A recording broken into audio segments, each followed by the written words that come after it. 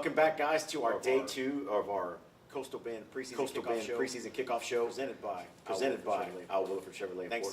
Thanks again to the folks here at Al Williford for allowing us to bring these kids in, bring these coaches in, and showcase our athletes from the Coastal Bend. Today, first on deck is we've got Coach J.R. Castellano. I'm just kidding. Looks a lot better. Looks a lot better now, right? I'm just kidding, Coach. I'm kidding, Coach. No, we actually have Coach. Coach Tinker Varial, who's filling in for Coach Castellano. He had a last minute gig he had to take care of. So thank you, Coach, for taking the time out today, especially making the drive all the way from Alice, just to kind of. Thank y'all very much for having us here. Great place. To come in and visit and to kind of come see this place. You got a lot of things going up here. A lot of it looks different. It's been a while, right? It's been a while. I've been over here, but it just looks better every time. You're adding so much. I think my wife said there was a surfing crab. Yeah, it's right up the street. Yeah, it's right up the street. There's no sponsorship here. There's no sponsorship here. There is a seafood restaurant up the road that may or may not serve some type of crustacean. Maybe on a surf. Right, that may be on a surf. Whatever, right? But whatever, right? Think about it, guys. Think about it. Thank y'all very much. Thank y'all very much. Thank you guys again. No, thank you guys again. I know because it was a hike to get out of here. It's a Saturday. I'm pretty sure you guys had team activities going on this morning. You probably had stuff last night. So again, thank you guys for making the drive out here. So last season, we'll pick up. You jumped in the job. So you jumped in the Coach job. Coach Castellano got in late, about April time frame, right? So he had to assemble his staff pretty much at a breakneck speed. Kind of what we saw with Coach Acosta yesterday in Memphis. Trying to install everything, get his coaching staff made, and we had always heard and Castellano knew football. He was going to bring Alice back to where there used to be. Right, there's a very rich tradition and story with Alice football.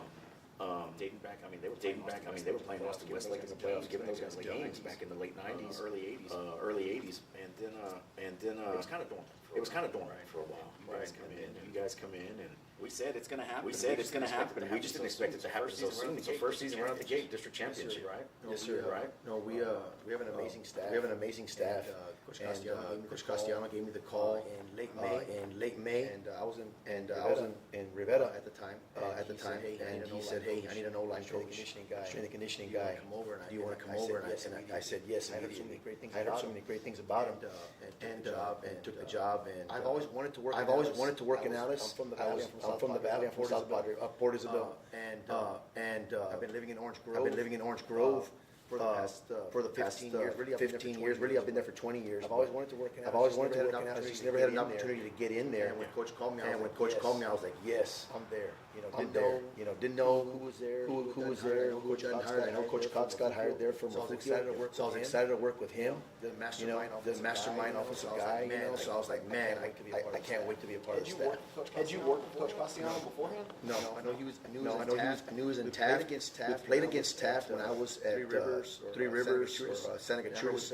Remember we played against Taft, and I remember playing that game. It was a well-run, disciplined defensive team, and I said, wow, who's the head coach there? Coach Castellano, he was doing the defense there, and I said, that'd be an awesome dude, to work with one day. And it just God had a plan. Put everything together. What exactly? Where have you coached at? I was curious when you came in. I'd seen you pop up on social media. I'd seen the strength and conditioning part. I was curious about the background.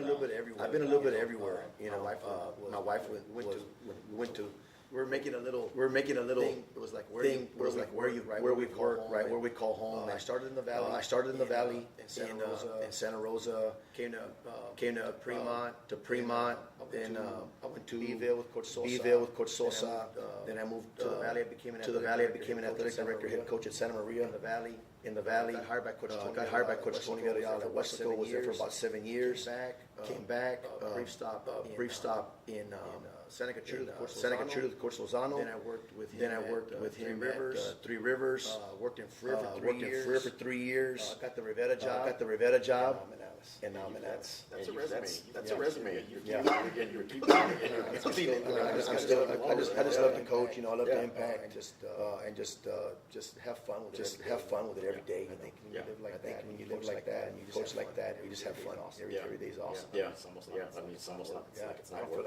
I don't feel like it is. So guys, Lucian, we didn't even give you guys a chance. Let's introduce the two coyotes that we've got here. I'm Lucian Cruz. I'm a junior. Quarterback. I'm Jaren Guetta. Number 38. I'm a senior this year. Middle linebacker. Playing on defense. On offense, I'm a little H-back. So you guys saw the previous time. Maybe not you as a freshman. You guys got some snap time with the last head coach and performed and so now what's it been like to play for Coach Castellano out here? It's been great. It's been great. Coach Castellano's a very disciplined man. And he's real strict. Little things. The little things what matters. And I think that's what helps us, especially last year. Help us a lot. Keeping your position. When Ian's coming back, he's got to stay there. A lot of things. And then working with Coach Cox, technician. And he's amazing. The plays comes up with, you know what we're gonna do. Does Coach call the defense? Over there, do you guys have a DC? Over there, do you guys have a DC? I think we have a DC, Coach Gaza. Oh, that's right. Yeah, protector. Okay, that's right. Okay. What about yourself on the defense? So you've got a head coach, who's a former defensive coordinator. Right when he came in, right when he started teaching us his defense. At first, it was a little hard to figure out. It was real hard to figure out at first, but once it started clicking together, every day, every week, it started getting better, clicking together, and we just started flowing. Since then, it's just once you learn it, you know. And once you got it down, you can get it down. Coach Castellano knows how to run a defense. Knows how to run a football program. It didn't take y'all long, right? 10-2 last season, 6-0 district champs, 481 region semifinalists. That kind of brings me to my next topic. So you guys, this last alignment bumped you guys back up, right to 5A, and it put you guys in kind of a weird predicament because you guys are the lone coastal Bendish team that's going down. You guys are the road warriors. Everything's down 281 going down. You guys got Mission Sharon. Sharon Pioneers, Mission Vets, and you guys are a 5-team district. We're excited.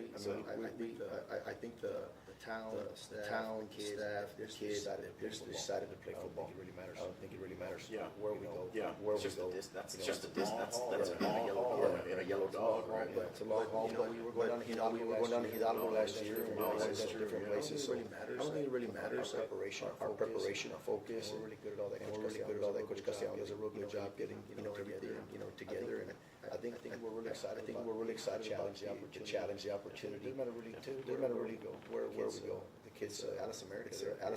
It is, right? They get excited, man. They get excited. Will y'all get to play all y'all's home games this year? Yes.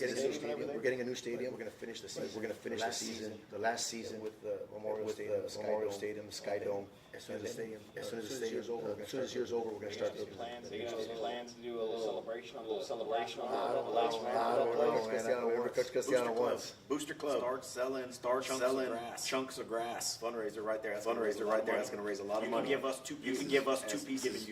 Giving you the idea. So that's one of the things, right? So as you guys switching from that grass turf that's been nationally recognized. That's no lie. It's not an exaggeration. This turf has won numerous awards for the way that grounds has been maintained. Are you guys looking forward? Would you go to turf? Would you rather have the grass? No, my buddy here is a senior, so he's not even going to play in the new stadium. Me either. I think it's amazing that the whole generations below us get to play in a new stadium. And I'm grateful just to play in the Memorial Stadium. Growing up, driving home, driving to school. You see the big Memorial Stadium, the grass. They have channels about it, like stories about it. Hearing from my pops, all the veterans that played in it, pretty much. They've always talked about how the field was, and you go to turf, and it's way different. It's a little more giving where we're at, and you get the turf, more hard, hot, very hot, yeah. I don't care what they say about those little chips they put in there. It's still hot. It's still hot. So Lucian, you had a breakout season, right? First year as a starter, coming in as a sophomore. What was that like? Coming as a sophomore, I really played a lot for my seniors. Coach Castellano really, you played for your upperclassmen. So that's was my mindset going to the season. I'm perform for my seniors. I've had to run the ball 20 times, throw the ball 20 times, get that touchdown, and win the game. That was kind of my mindset going to the season. And when I first got the starting job, that's always been my dream since I was a kid. Running up down the hallways, pads and wearing the Alice helmet. It's been a dream. Now that I get to play Memorial Stadium as a starting quarterback, it's amazing. It's amazing. You got a year under your belt, man. Y'all got a lot of. So you guys had a great season. You guys got 2 and 5 starters, right? But y'all got 22 letterback as well. So you guys got a lot of players that have experience. It shouldn't miss it. Y'all really shouldn't miss it. We're gonna work really hard to get back on track. But every year you gotta find the right pieces of the puzzle. Offense, defense, special teams. So we're just very fortunate to have those, like you said, those athletes to pick from and maybe move around and find the pieces to the puzzle. How do you feel like y'all's off season went? Having a full year at Alice now, come in and really put your little bit of touch to your strength and conditioning touch on stuff. How was that? I think we had an amazing off season. Me and Coach Cox were just talking about the other day.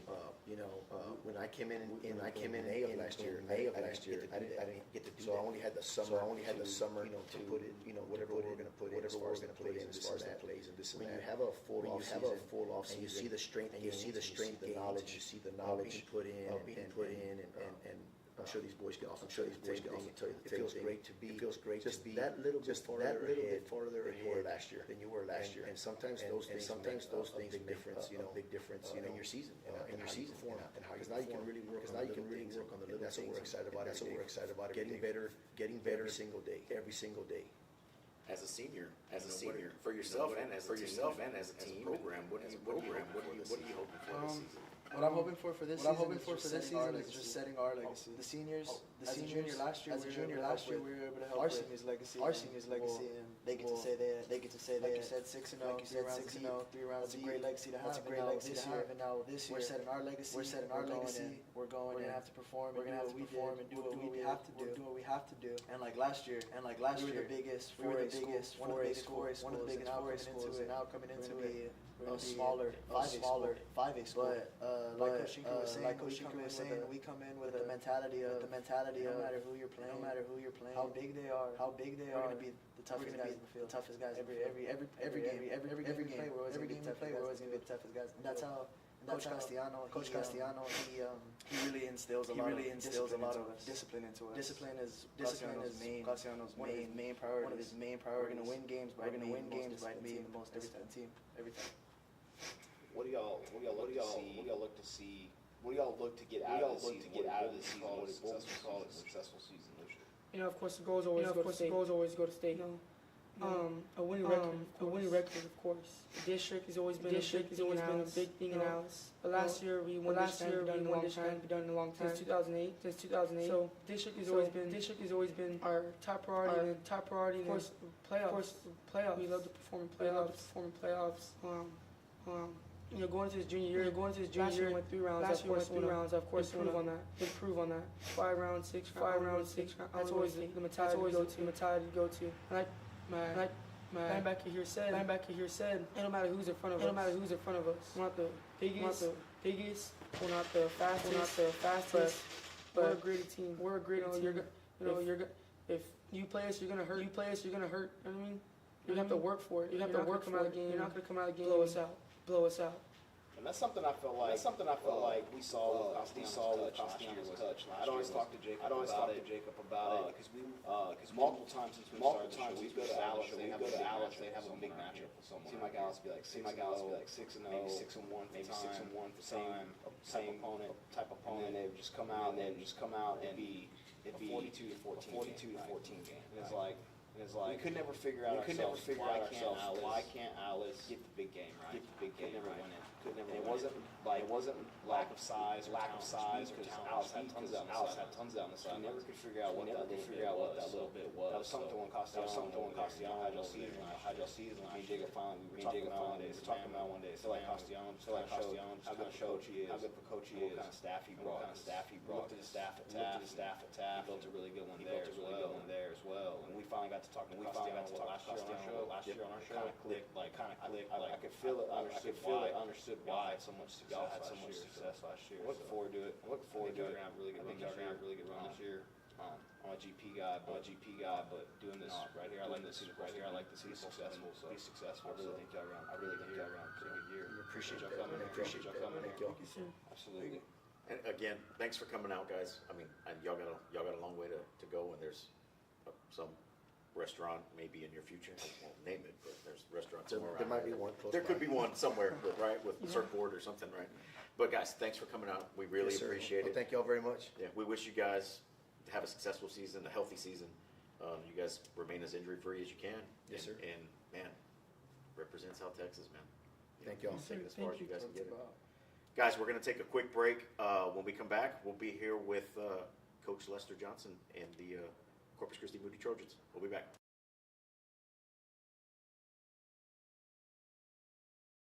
Hi, I'm Brian Williford, President and owner of Al Williford Chevrolet in Portland, where we've been family-owned since 1984. One word that we love around here is community. We have a heart for the coastal bend, which is why we value people first. Whether you're in the market for a new Chevrolet or a quality pre-owned vehicle, our friendly sales professionals are eager to help.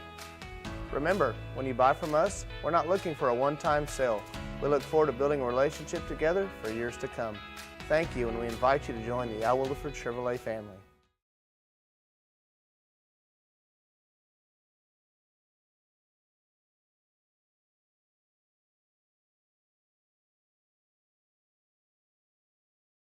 Hi, I'm Brian Williford, President and owner of Al Williford Chevrolet in Portland, where we've been family-owned since 1984. One word that we love around here is community. We have a heart for the coastal bend, which is why we value people first. Whether you're in the market for a new Chevrolet or a quality pre-owned vehicle, our friendly sales professionals are eager to help. We also have an amazing full-line service department featuring genuine GM parts and accessories to keep your vehicle running and looking its best. Plus, for life's accidents, we have a fantastic collision center where we repair all makes and models and work with most insurance carriers. Remember, when you buy from us, we're not looking for a one-time sale. We look forward to building a relationship together for years to come. Thank you, and we invite you to join the Al Williford Chevrolet family.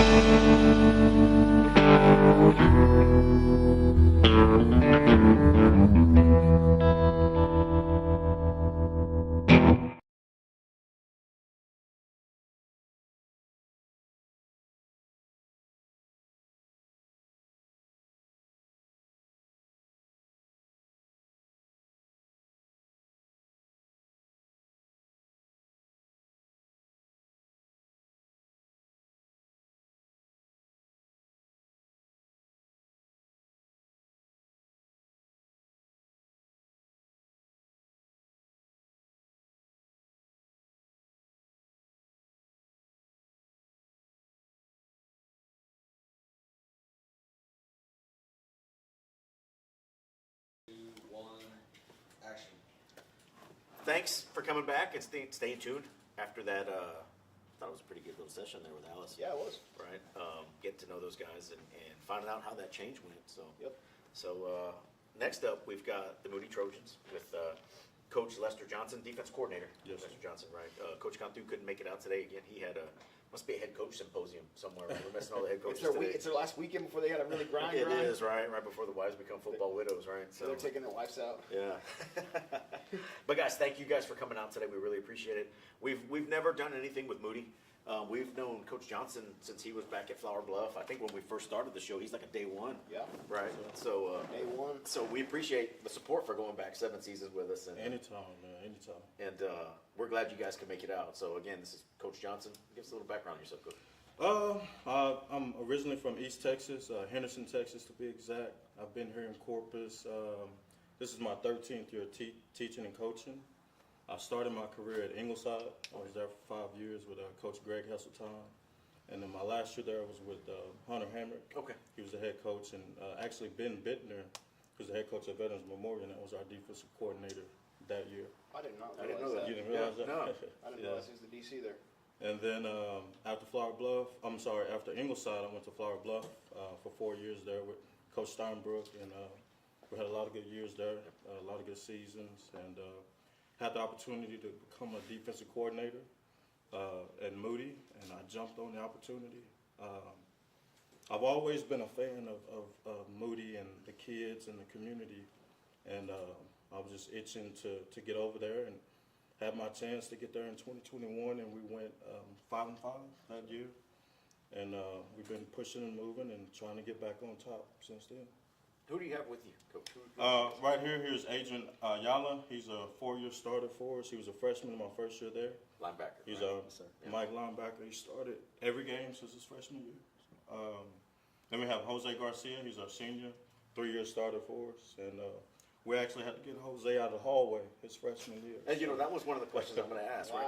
Because Moody's a baseball school, right? That's what everybody knows Moody as. It's a baseball school. Yes. Moody Magic, right? Participation numbers for football. What do those look like? Are they pretty good? They're climbing.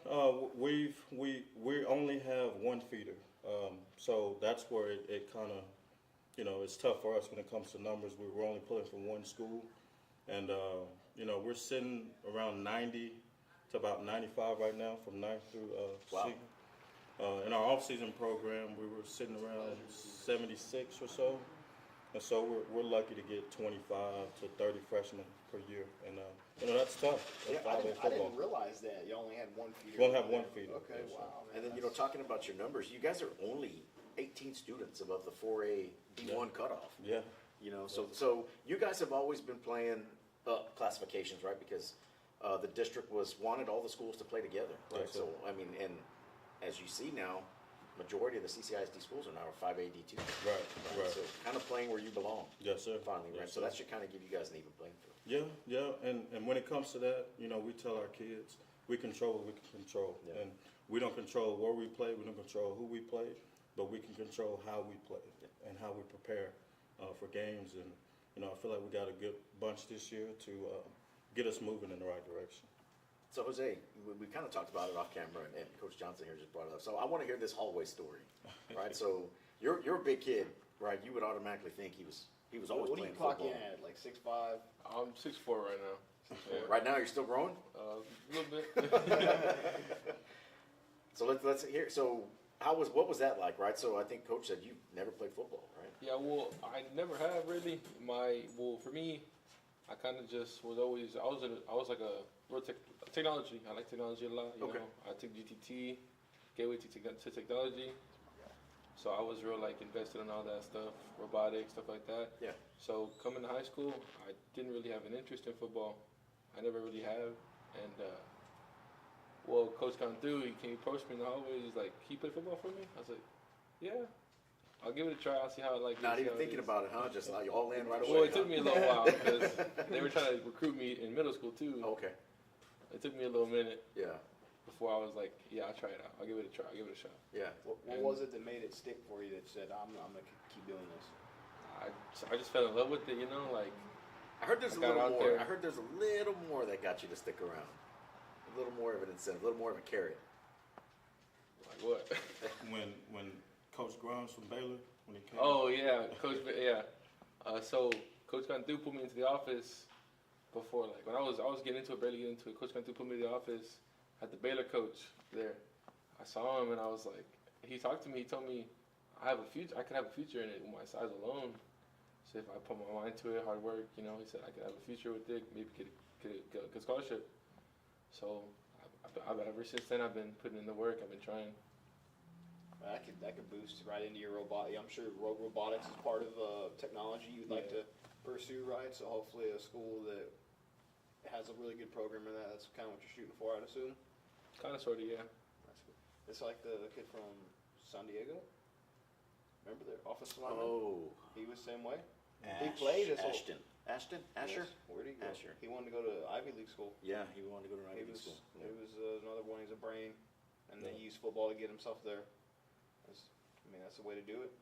That's another thing people don't realize about Moody. We have a really good engineering program, robotics, underwater robotics. So a lot of our kids are very high academic students. STEM students, essentially. Yes, sir. Yeah. Yes, sir. Interesting. So, Adrian. Yes, sir. 1,200, or was it 1,200? Hang on, let me look at that number. Let me not, I don't want to shortchange you. I don't want to shortchange you. Yeah, 1,200 career tackles, 4 seasons. Is that right, roughly? 1,200? So, coming up, were you a varsity starter day one? No, sir. Actually, going in to my freshman year, I was still on the freshman team. The only reason I got moved up is because the guy that was above me was a senior. He got hurt one of our scrimmages, and we had a select few that got picked to play in the scrimmage. But after he got hurt, I was called up to start, and after that, I just kept starting from there on. Next man up, right? And that's a lesson right there. Be ready. Always be ready, because you never know what's going to happen and when you're going to get your shot, right? And the crazy thing about that is we tried a bunch of different combinations to keep from having to start a freshman at linebacker. You know, on varsity, 5A football, that's tough. Yeah. But and you're not the biggest guy in the world, right? So you've got it. Yeah. You've got it. You know, that's that saying, right? It's not the size of the dog in the fight. It's the size of the fight in the dog, right? So you obviously got it, right? So go ahead, Coach. No, I was just saying we couldn't keep him off the field. We tried to, plug in a guy here, plug in a guy there, and they couldn't make the calls that Adrian was making, and they couldn't make the plays that he was making. And we're talking about a freshman. Yeah. So. How was that change for you going from, junior high ball, 9th grade? You probably had a couple practices in there. Then, hey, this Friday you're gonna have to go up there with some boys that are a little bit bigger and older than you. Yes, sir. How was that? I was definitely a little nervous, but I think coming up playing football, I played a lot of select football, so we weren't necessarily playing at our age level. We were playing 1, 2 age groups up. So I was kind of used to it, but it was definitely a little bit tough. Yeah, sure, absolutely. So how long have you? No. I'll say, how long have you been playing football? I've been playing football since I was in 6th grade, so 12, going on 6 years already. Okay. Yes, sir. So now, you hear kids playing. They're that 5, big, yeah, 5 years old, 4 years old. Yeah, So I got a couple of teammates that have been playing since they were like 4 or 5 years old, Yeah. Ramsey and Isaac, but I didn't start till I was in 6th grade. I tried to play football when I was in 5th grade, and I just couldn't do it. I went to a team, couldn't tackle, started yelling at me, got scared, quit. Came back a year later, and I was just glad I enjoyed it. Man, but that year, I mean, look how much you obviously grew, right? You just said you couldn't tackle, you're always getting yelled at. Now you're a 4-year starter, right? Over 1,200 over, and plus tackles, right?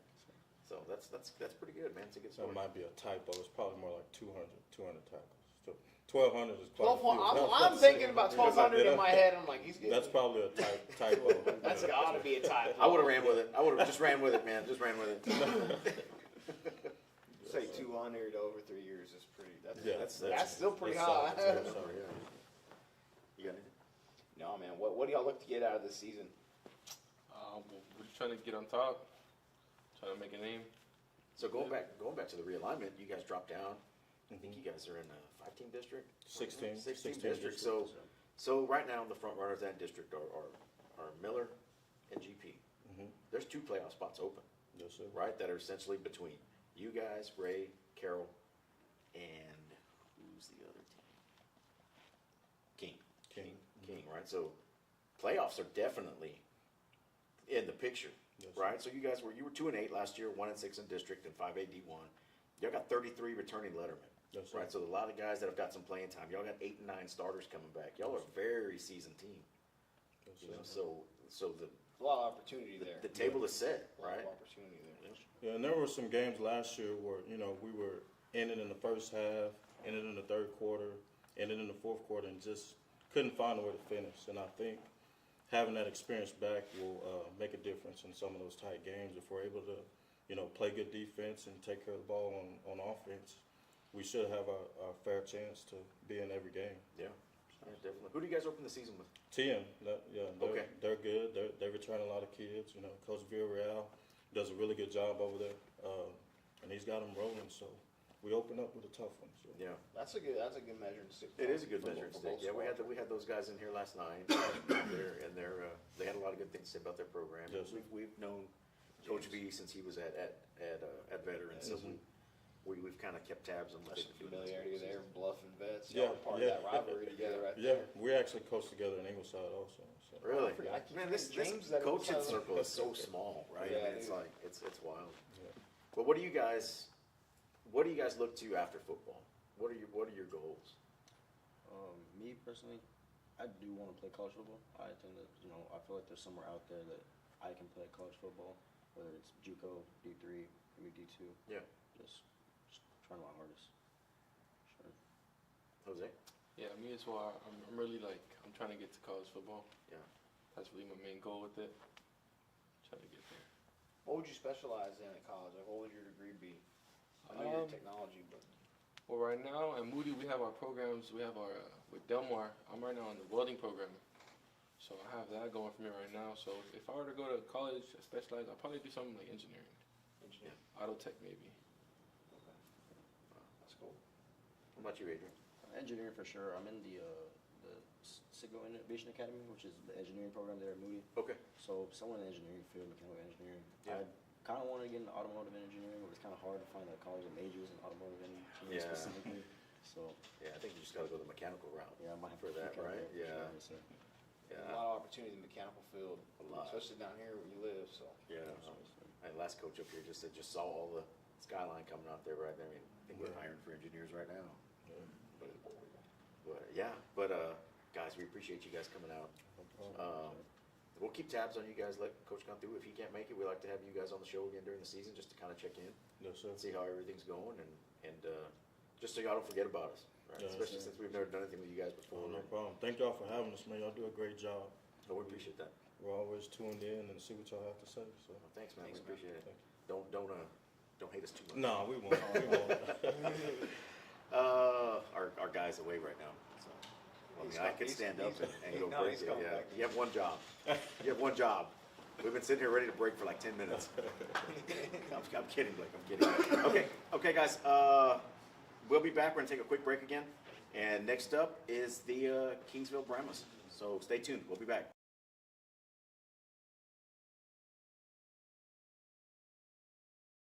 Hi, I'm Brian Williford, president and owner of Al Williford Chevrolet in Portland, where we've been family owned since 1984.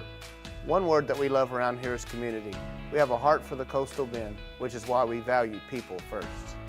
Whether you're in the market for a new Chevrolet or a quality pre-owned vehicle, our friendly sales professionals are eager to help.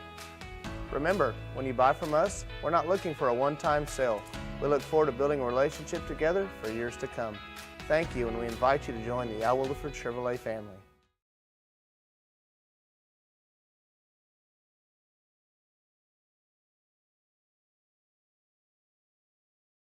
Hi, I'm Brian Williford, President and owner of Al Williford Chevrolet in Portland. Hi, I'm Brian Williford, President and owner of Al Williford Chevrolet in Portland, where we've been family owned since 1984. One word that we love around here is community. We have a heart for the coastal bend, which is why we value people first.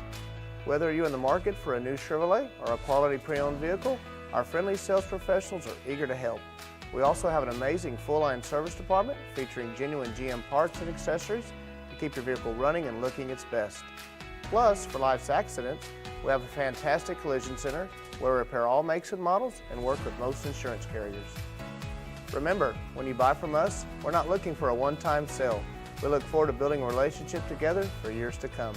Thank you, and we invite you to join the Al Williford Chevrolet family.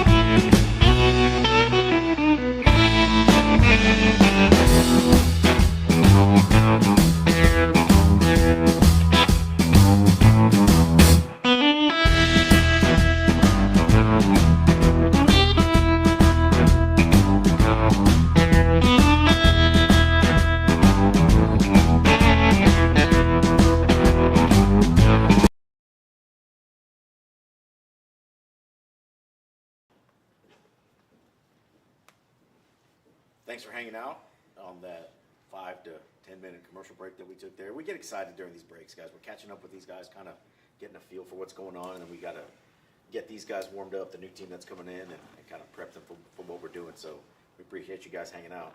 But with us today, or this afternoon, or this next segment, is Kingsville Brahmas. Joining us, Coach Ruben Flowers, filling in for Coach Ruben Garcia, who couldn't be here because this time family function, right? He said it was a family function. It wasn't a coaches symposium. So we're 0 for 3 on head coaches today. Yeah. Right, 0 for 3. We'll get one eventually. Coach, who do you have here with you? I have a quarterback, Dylan Everett, and athlete, Josiah Rivera. Okay, guys. Coach, since Ruben's not here, give us a little background on yourself. How long you been in the area? How long you been coaching? How long you been in Kingsville? This is about going on a year and a half in Kingsville. Before that, previously I was in Fowl with Coach Garcia, and that's actually where I started coaching at school. Before that, I kind of owned my own gym, did speed training, kind of dealt with some of the big-time athletes around the area, trying to help them get to college. You're kind of a big name yourself. Weren't you back in the day? I mean, catching some balls somewhere? Yeah, I was somewhere across the bridge somewhere? Yeah, I was all state at Flower Bluff. So, yeah. You know, me and my brothers, and so, you know, it's good actually to be back and coaching at this level, trying to help kids get where they need to go. Yeah, and you guys have been doing a good job of that. Even when y'all started together in Fowl, you know, I mean, one of the things that we said when Ruben took over and saw who was bringing in, it's like, wow, these guys are gonna do something. Fowl, a predominantly baseball town, you know, you guys, they've been making playoff runs even after you guys left. Yeah, man. I mean, Fowl was interesting. You know, like you said, it was baseball, and we kind of got in there, kind of just changed the culture a little bit. You know, and the kids bought in, and you know, we were able to get some of them to college. And I think that was the biggest thing. You know, they didn't know from a small town like that they could go play football there. We were sending kids the same place Calallen was sending kids, and Miller was sending kids. So that was good for them to see. And once they kind of seen like Coach Garcia was going to put it down like that, then everyone just kind of bought in, the community bought in, and everything like that. So. And you guys kind of jumped in the same situation in Kingsville, right? I mean, and not to knock a town or a district, but I mean, there's been turmoil in that head coaching position the last few years, right? So Ruben comes in and kind of lays the groundwork, and you guys are off and running, almost contenders, almost right out the gate last year, right? First year. A couple close games, but you know, you gotta establish a winning culture. I mean, it doesn't happen overnight. We come in off season, kind of get after it a little bit. You know, it helps. I bring my kids with me too when we travel. So my kids are pretty competitive in a lot of things. So one of the things that we try to do is show them what the extra work is. Get there in the morning, come early, leave late, kind of deal. So, and like I said, when Coach Garcia starts sending out those college calls and things like that, and kids get called into his office to be like, hey, you know, this coach is interested in, you know, it kind of changes. That helps change the culture more than anything, I think. It's just understanding, like, hey, there's opportunity for you if you want it. It doesn't mean you have to take it. It doesn't mean, you know, it's going to be close. But most of the time, you know, there is opportunity for those that want it. And Coach Garcia does a great job of making sure that our kids get those opportunities. And so it's kind of easy for them to buy in, you know. So we had a couple kids go sign last year. And we had a couple kids that had an opportunity to sign that didn't want to go play. And, you know, that's their choice too. So, but I think that's one of the biggest things that helped with the buy-in, you know, just, I can go play college see football. where it can take you. Yeah, I can go play college football. And like I said, Coach Garcia, I always make fun of him because he'll be on the phone like all day. I'm like, Coach Garcia, what'd you do today, man? You know, he's like, and like I said, he's like, look here, boom, he shows me his call logs, his college coach, head coach, assistant coach, all this stuff, trying to get our kids looked at. So jersey suppliers. He's always. I always told you, I was like, Coach Rue's always got like the nice gear and everything. Dude, when he was at Fowl, he brought out nice looking gear. Hey, look good, play good. All right, I didn't realize that Kingsville had the athletes they did until he came on our show last year and kind of gave the exposure to what he walked into, right? And then started talking about it, and I told Jacob, man, pretty exciting ordeal because like you said, Kingsville for a while there, they kind of, I know when I was younger, Kingsville was a hard team to beat, and they would make a run here and there, and then it just seemed like kind of disappeared, right? And then he came on the show last year, talked about some of his athletes. I'm sure you were one of the ones that was brought up. I know you were, and things like that. And we and Jacob both left and said, "Hey, Kingsville's probably gonna be a contender around this area." Yeah, and then yeah. now I think y'all are pegged as the contender out of their district, correct? We're I think on Dave Campbell's, I think it sits us at 2 fighting for that district championship spot, and I mean that's the goal. I mean, we're going to look at it, we're going to get after it, and I mean, we have some of the best athletes in the area, not just, I don't even want to say South Texas. I mean, we have a state champion hurdler, you know, so I was a state champion hurdler, and we have one of the best quarterbacks in the area. I mean, last year, his numbers didn't really show what he's capable of, but I mean, he can make every throw. He's prototypical size, faster than you think, can run, strong, good leader. So, you know, you get a good quarterback, you do some things. You do some things. You know, and I mean, you're kind of being modest. He threw for 1,800 yards. I mean, he threw for 1,800 yards and ran for almost 700. So could have been 2K. He's on me this year. You know, Coach, I need more concepts, man. I need to sling the ball around a little bit more. So we have our good times, good moments, and stuff like that. But definitely a player.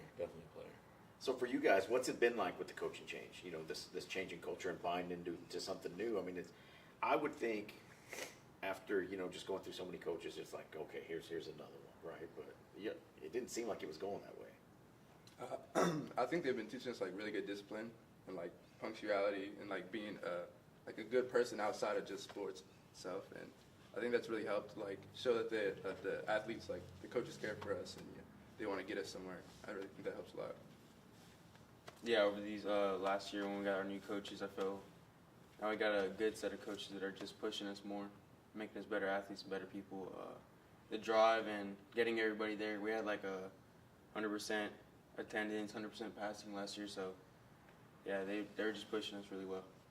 You guys did pretty well in the 7-on-7 this offseason. Yeah, we got to a couple of finals in the 7-on-7. We didn't make it to state, but it's just like kind of like it's part of the culture. You know what I mean? Part of changing, by getting the buy-in and everything like that. So I think we made it to 2 finals. I think we lost to Sinton in 1, and I can't remember the other way. It was down in the valley though. But maybe Yoakum, maybe. I don't think people realize how hard it is to crack that state bracket for 7-on-7. You got to knock off a majority of teams from a couple classifications a lot. It's tough. It's tough, and I think, like I said, part of it is we were switching coordinators, so I just came on, and so we were kind of learning a new offense, a new vocabulary, and things like that. So, you know, I think we were kind of gearing more towards season and less 7-on-7, but kind of letting our athletes kind of get in space and learn and things like that. So it was a good mix. Did y'all come in and do spring ball whenever y'all took over the No, program? not the first year, because we're 4A, so we can't do spring ball. So we had this past year was our first like real off season, kind of getting. We kind of came in, but not all the coaching staff was there in the first spring that we were there. But this past off season, we were really getting after it. Our kids got a lot stronger, a lot faster. And like I said, you just bring the excitement to the city. We had a parade for him when he won, the state title or whatever, and that was big. And I think, like I said, at the end of the day, certain things that kids need to see. They need to see that you care. They're going to try to get them where they want to go. And when you have someone or some people that win, him winning state, I think, helped a lot because they got to see the work that he put in. And it wasn't just like, oh, he just showed up and got better. So then it's like, whereas before you may have Dylan who was the only one working. And now you got 6 or 7 people because they don't want him to take their spot, or they don't, you know what I mean? So it's a good mix. What was that like winning that state title? It was a big confidence booster, I think. I liked it a lot. That's not a fun race. That's not a fun race at all. It's not, but it was a big confidence booster, yeah. I see that's the main thing. And Dylan, you're no slouch yourself, right? So we follow each other on social media, and every morning I'm getting this before I get up, and I get up early in the morning. There's a tweet from Yeah, like every morning I have to tell them sometimes, hey man, just stop and relax. Like we have those conversations because like he goes hard every day, and it's not even just football. Man is one of the best golfers in the area. I was gonna say you got a pretty good golf game, right? Sort of thing. What's your handicap? Well, I mean, it just depends. If I have a really good day, I can shoot a couple under. Bad day, shoot a couple over. It's a variety. When did you start playing golf? Well, I started for fun when I was like 8th grade going into freshman year. I just went out with my brother. I didn't even know what the clubs were. I was just out there just hitting swinging driver all day. But I finally got into it like going into freshman year, and I picked it up quick. I started shooting 70s freshman year, and then from there on just progressively got more attached to it. It gets addicting once you get to it. Yeah, and you golf for the school? Yes, sir. How far you got? Well, sophomore year, I made it to state. This year, I think like 3 or 4 strokes short. Oh, so yeah. There's grown men that have been playing 25 that can't shoot years that good. that never will see 70. Yeah. Me being one of them. That's crazy. Do you have any like lessons, or was it just kind of self-taught and you just kind of started picking up? No, my brother was more of the one that was strived to get like really good, and he got lessons. I took more fun in like teaching myself and getting better by myself. That's kind of the route I took. I've never gotten a lesson. Are you better than him? Yeah, I'm better than him. That's gotta kill him, right? Yeah. He knows it though. So last season you guys were 3-7, 1-5 in district in 4A D1. Now you guys, the realignment brings you guys down to 4A D2, 4-team district, right? Print the T-shirts. You're in the playoffs already, right? But you guys aren't taking that for granted, right? No, sir. Right, and automatic berth doesn't mean anything come week 11.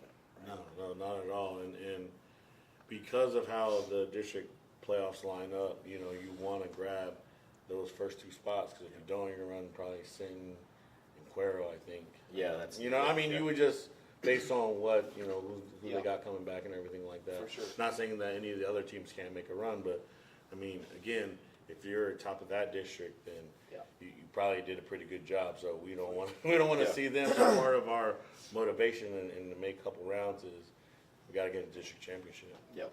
Or else you're in the slugfest that first playoff round. Off the bat. Doesn't matter what you did in the season. You don't want to be one and done. So like I said, we're looking at trying to get that district championship and seeing where we can squeeze in. So you guys, one of the other stats that caught my eyes, you guys were 3-7, 1-5 in district, but you guys were 1-4 in games. Is that decided by 7 points or less? Yeah. So that's tough. How does that feel as a player? Coming that close for 3 games. Man, it's a bad feeling, but it makes you want to push more. Like Flower said, we're not trying to just go one and done in the playoffs. It makes you want to go for more. Y'all had that TM game last year. I bet y'all wish y'all had that one back, right? Yeah, I mean, and Calallen too. I mean, they both were kind of similar. Calallen, I think, if I'm not mistaken, we had the ball, like 3 minutes left, going down to try to score, tie it up. We just fumbled. We had a missed snap, handled the ball wrong, and then they ended up scoring. So they beat us by 14. But it was like we were going down to tie it or try to win it, and so you kind of. Football gods. Yeah, but but what they wanted us to learn. They want us to learn how to win, man. And at the end of the day, you gotta learn how to win. Like even when we were in foul, like the year before we went to the playoffs, I think we won 1 game, but we were within 10 of most of the games, and it's like you gotta learn how to win because when you get in those moments, it kind of pressure rises, and you gotta just be able to stay calm and cool. And so last year, like I said, we had a couple turnovers or gave up a big play here. I think Lafayette, we gave up a kick return or something like that. And it was like, man, you look back at it, it's like that 3-7 could have easily been 7-3, 8-2, something like that. And that was the same combo we had with Odom and Coach Huerta and them yesterday. They went through that season of 1-9, and probably 5-6 games decided by less than maybe 3 points. And this guy right here. Really I'm an Odom guy. It hurt him. It hurt him. But if you listen to the boys, they talked about. They said you don't want to go through that as a program, but at the same time, it made them hungry because they were always the hunters, right? So now they had to go they were always the hunted. So now they had to go be the hunters, and they came out and had 8-3, 9-3 season last year, and they were sitting here on the same spot y'all were, just as hungry to go. And clearly he can't get this guy to take a break, so he's hungry to go, right? Never.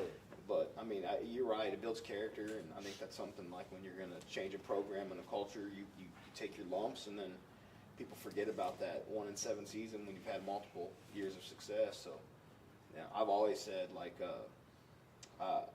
10-0 is great, but I've always thought like when you get a hard preseason district and you might drop 1 or 2 games to a quality opponent, and that builds a team you're looking at in the playoffs, maybe 11-2, 11-3.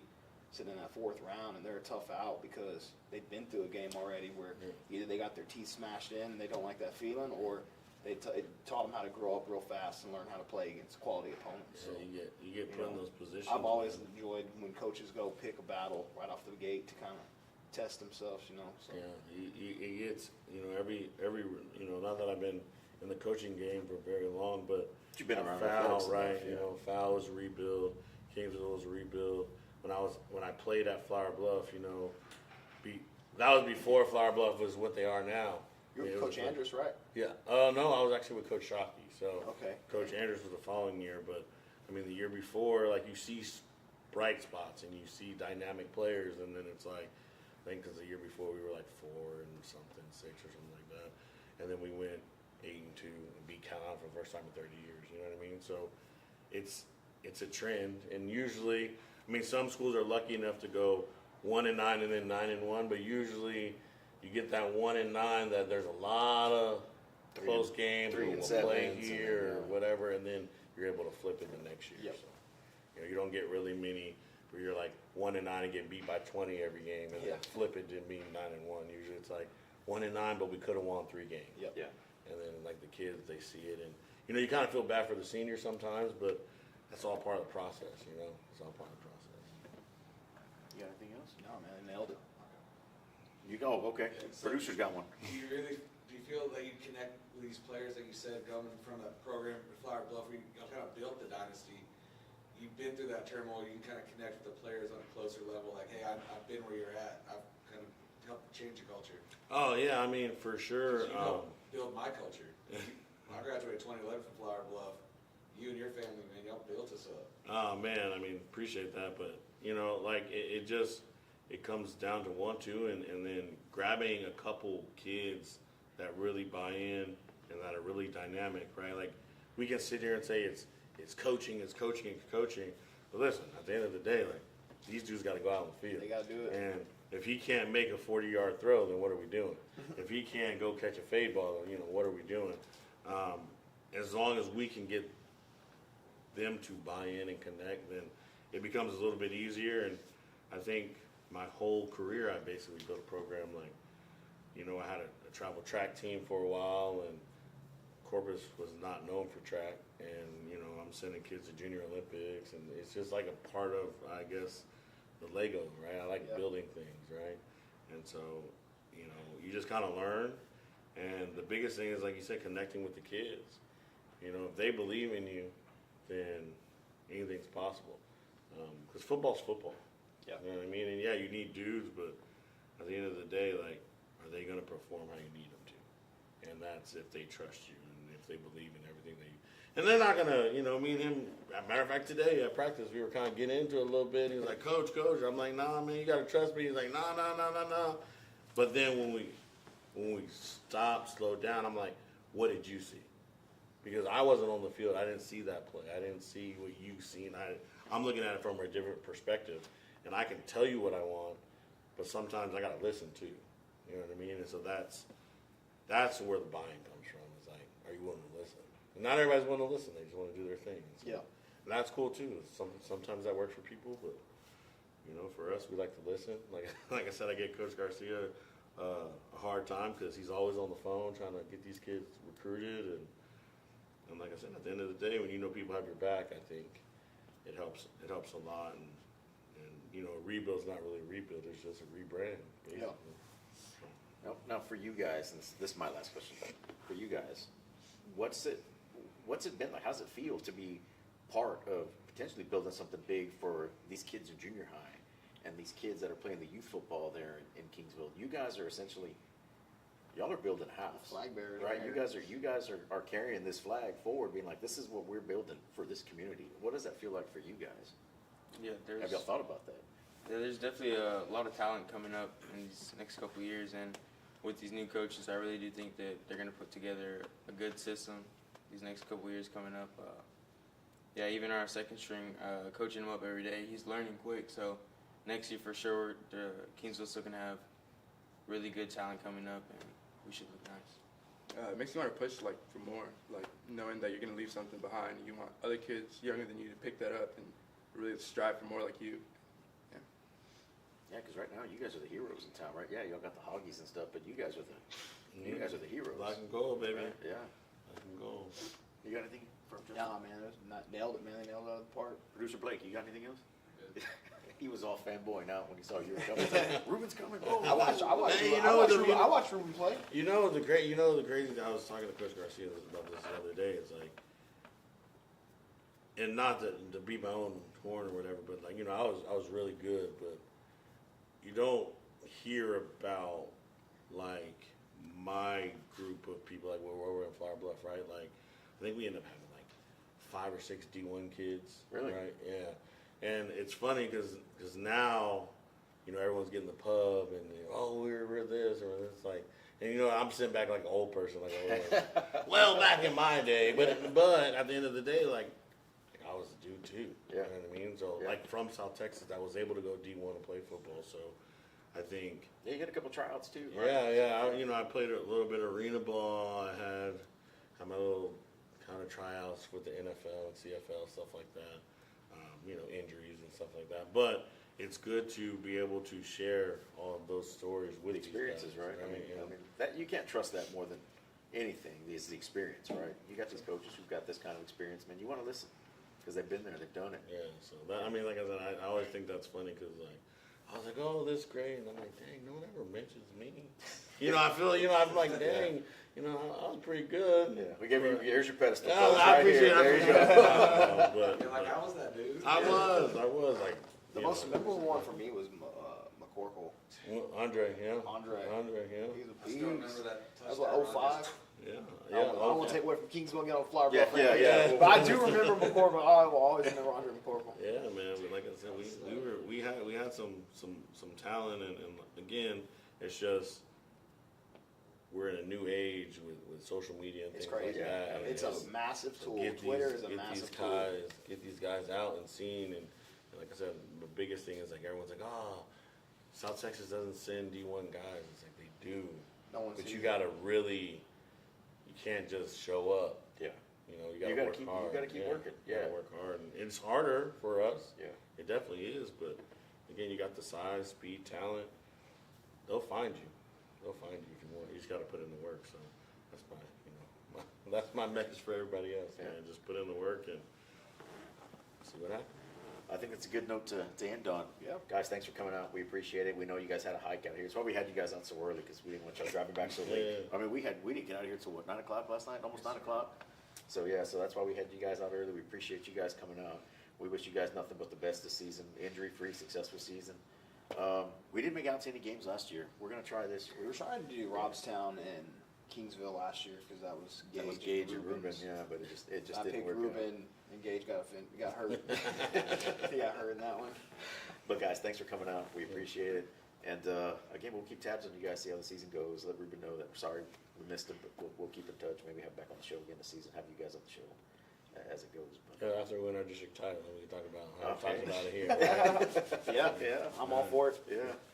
All right, guys, we're going to take another break. I think we're going to have an extended break. I think we had a no. Is he here? Is he here? Okay, yeah. So he is here. He's just very quiet, very stealthy coming in. Must have used the side door, I guess. But talking about him. I guess not. All right, so we're going to take a break, and next up will be the Robstown Cotton Pickers. We'll be back.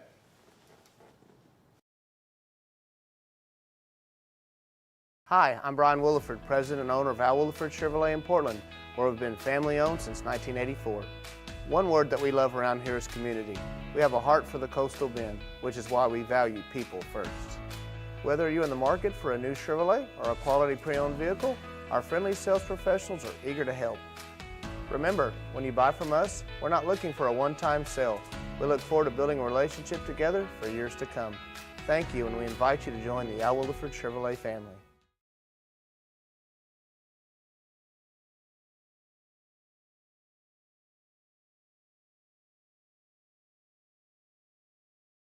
Hi, I'm Brian Williford, president and owner of Al Williford Chevrolet in Portland, where we've been family owned since 1984. One word that we love around here is community. We have a heart for the coastal bend, which is why we value people first. Whether you're in the market for a new Chevrolet or a quality pre-owned vehicle, our friendly sales professionals are eager to help. We also have an amazing full-line service department featuring genuine GM parts and accessories to keep your vehicle running and looking its best. Plus, for life's accidents, we have a fantastic collision center where we repair all makes and models and work with most insurance carriers. Remember, when you buy from us, we're not looking for a one-time sale. We look forward to building a relationship together for years to come. Thank you, and we invite you to join the Al Williford Chevrolet family.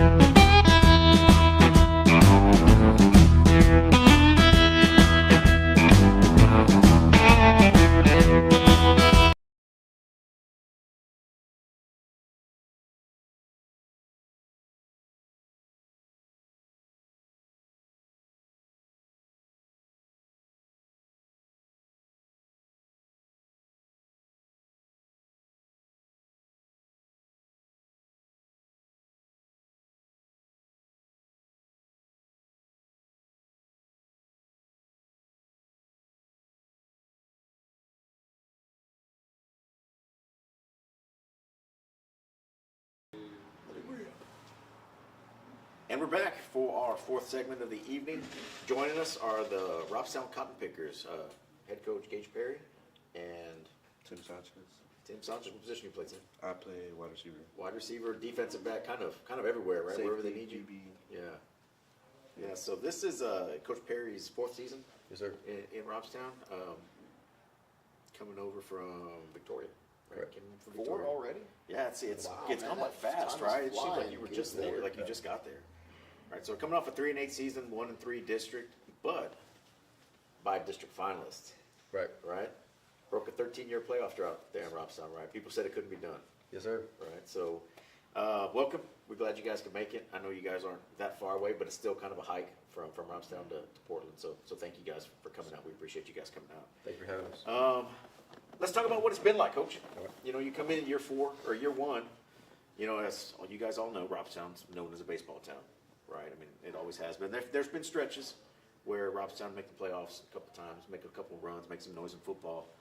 But it's kind of been dormant for the last couple of years, right? And you come in, and what's it been like? It's really been great. I mean, a lot of people, you know, they're always kind of surprised with the way I talk about it with so much pride. After, you know, being there 4 years, I mean, it does feel like the home for me at this point. But the commitment from the kids has been great. I mean, it was, you know, expectations and accountability are always going to be the thing to set the culture for what we're trying to do. But they've bought into it, and not just the kids, but administrative team, campus leadership. Like, I mean, I've been fortunate. I mean, the alignment there, the true dedication towards kids has been something that I don't think people realized kind of how much of a sleeping giant it was in that aspect. And, you know, the baseball, you know, being a baseball town, I mean, obviously there is some truth to that in a certain extent, but my experience has been much more that it's just a town that supports its kids. And so it's not like we have empty stadiums during the fall. Yes, they've had more success in baseball, but the community comes out, admin support. Like I said, everything's been great, and it's been kid-centered. You know, I mean, a 4A town, one horse town like Robstown, the district is going to be the lifeblood of the community, and that's exactly how we operate. So we're very proud of it. I can attest to that because I don't think you made it out to it, but I caught the Pickers and Taft. Wasn't last year? Might have been the year before. Y'all were both 3-0. I think Yep. going into that game. It was an undefeated game. And there was no open seating on the Robstown side, right? And I was a little shocked. I was like, man, the town really bought in. Right. You know, they were loud the whole time, and it just, you know, the game didn't go the way I wanted it to. But Right. I mean, it was a battle, and no one left early, and I was a little shocked by that, and you know, that goes right in hand with what you're talking about, how the town really buys in and has backed y'all. So, Right. I mean, that's good to see, you know, Right. especially when you're trying to rebrand or rebuild a program like y'all been doing. So it's cool. And Right. you know, that's one thing you cannot say is that the fans of Robstown are not passionate. You know, they are very. So my cousin's son was a pitcher on the baseball team a couple of years ago. Mhm. So we went to a couple of baseball games, and it was just like, wow. Oh yeah. You know, it's just the fan support that's there, and then it goes on for years. Right. Right. I mean, just like we had some of these other guys, like the Alice kids that were saying earlier about how my dad played for that team, and it's the same thing, right? I mean, it's ingrained there. Right. And just like you said, it does go across everything that they do. So as an athletic director, some of the other spotlights, you guys back-to-back girls powerlifting champions, right? Back to back to back. Back-to-back-to-back, right? And that's all since there's a lot of stuff that has happened since you've been there and you've taken that program. So that's got to be huge, right? As far as building your program and taking that culture change, right? Right. I mean, you know, I think you know, bridge winning, and so just to see that it's possible there has been great for everybody's mentality to see that you can, you know, it's a different sport, but you can climb. You know, in South Texas, everybody has the stigma, you know, less athletic down here or whatever, but we are built for powerlifting. You know, I mean, we're genetically blessed in that department, and so, but it's still, you still have to work at it. You still have to do all the things necessary, and so it shows that when we do have this a nice little foundation to start with, that we have the tools, the resources within the district to be able to push over that hump, and we have the kids that are willing to put in the work. You know, powerlifting, I mean, that's a 5:30, 6 a.m. sport every single day, and it's not one that there's not easy days on it. It's not like, okay, we're going to do our light lifting day for powerlifting. I mean, it's every single day you got to be ready to to attack it and embrace the challenge. And so it's definitely helped just to kind of start changing with the culture shift. And I think too, I think a lot of people forget when you're an athletic director and a head football coach, a lot of people tend to look at it from the outside as the success of the AD is solely based off what the football team does.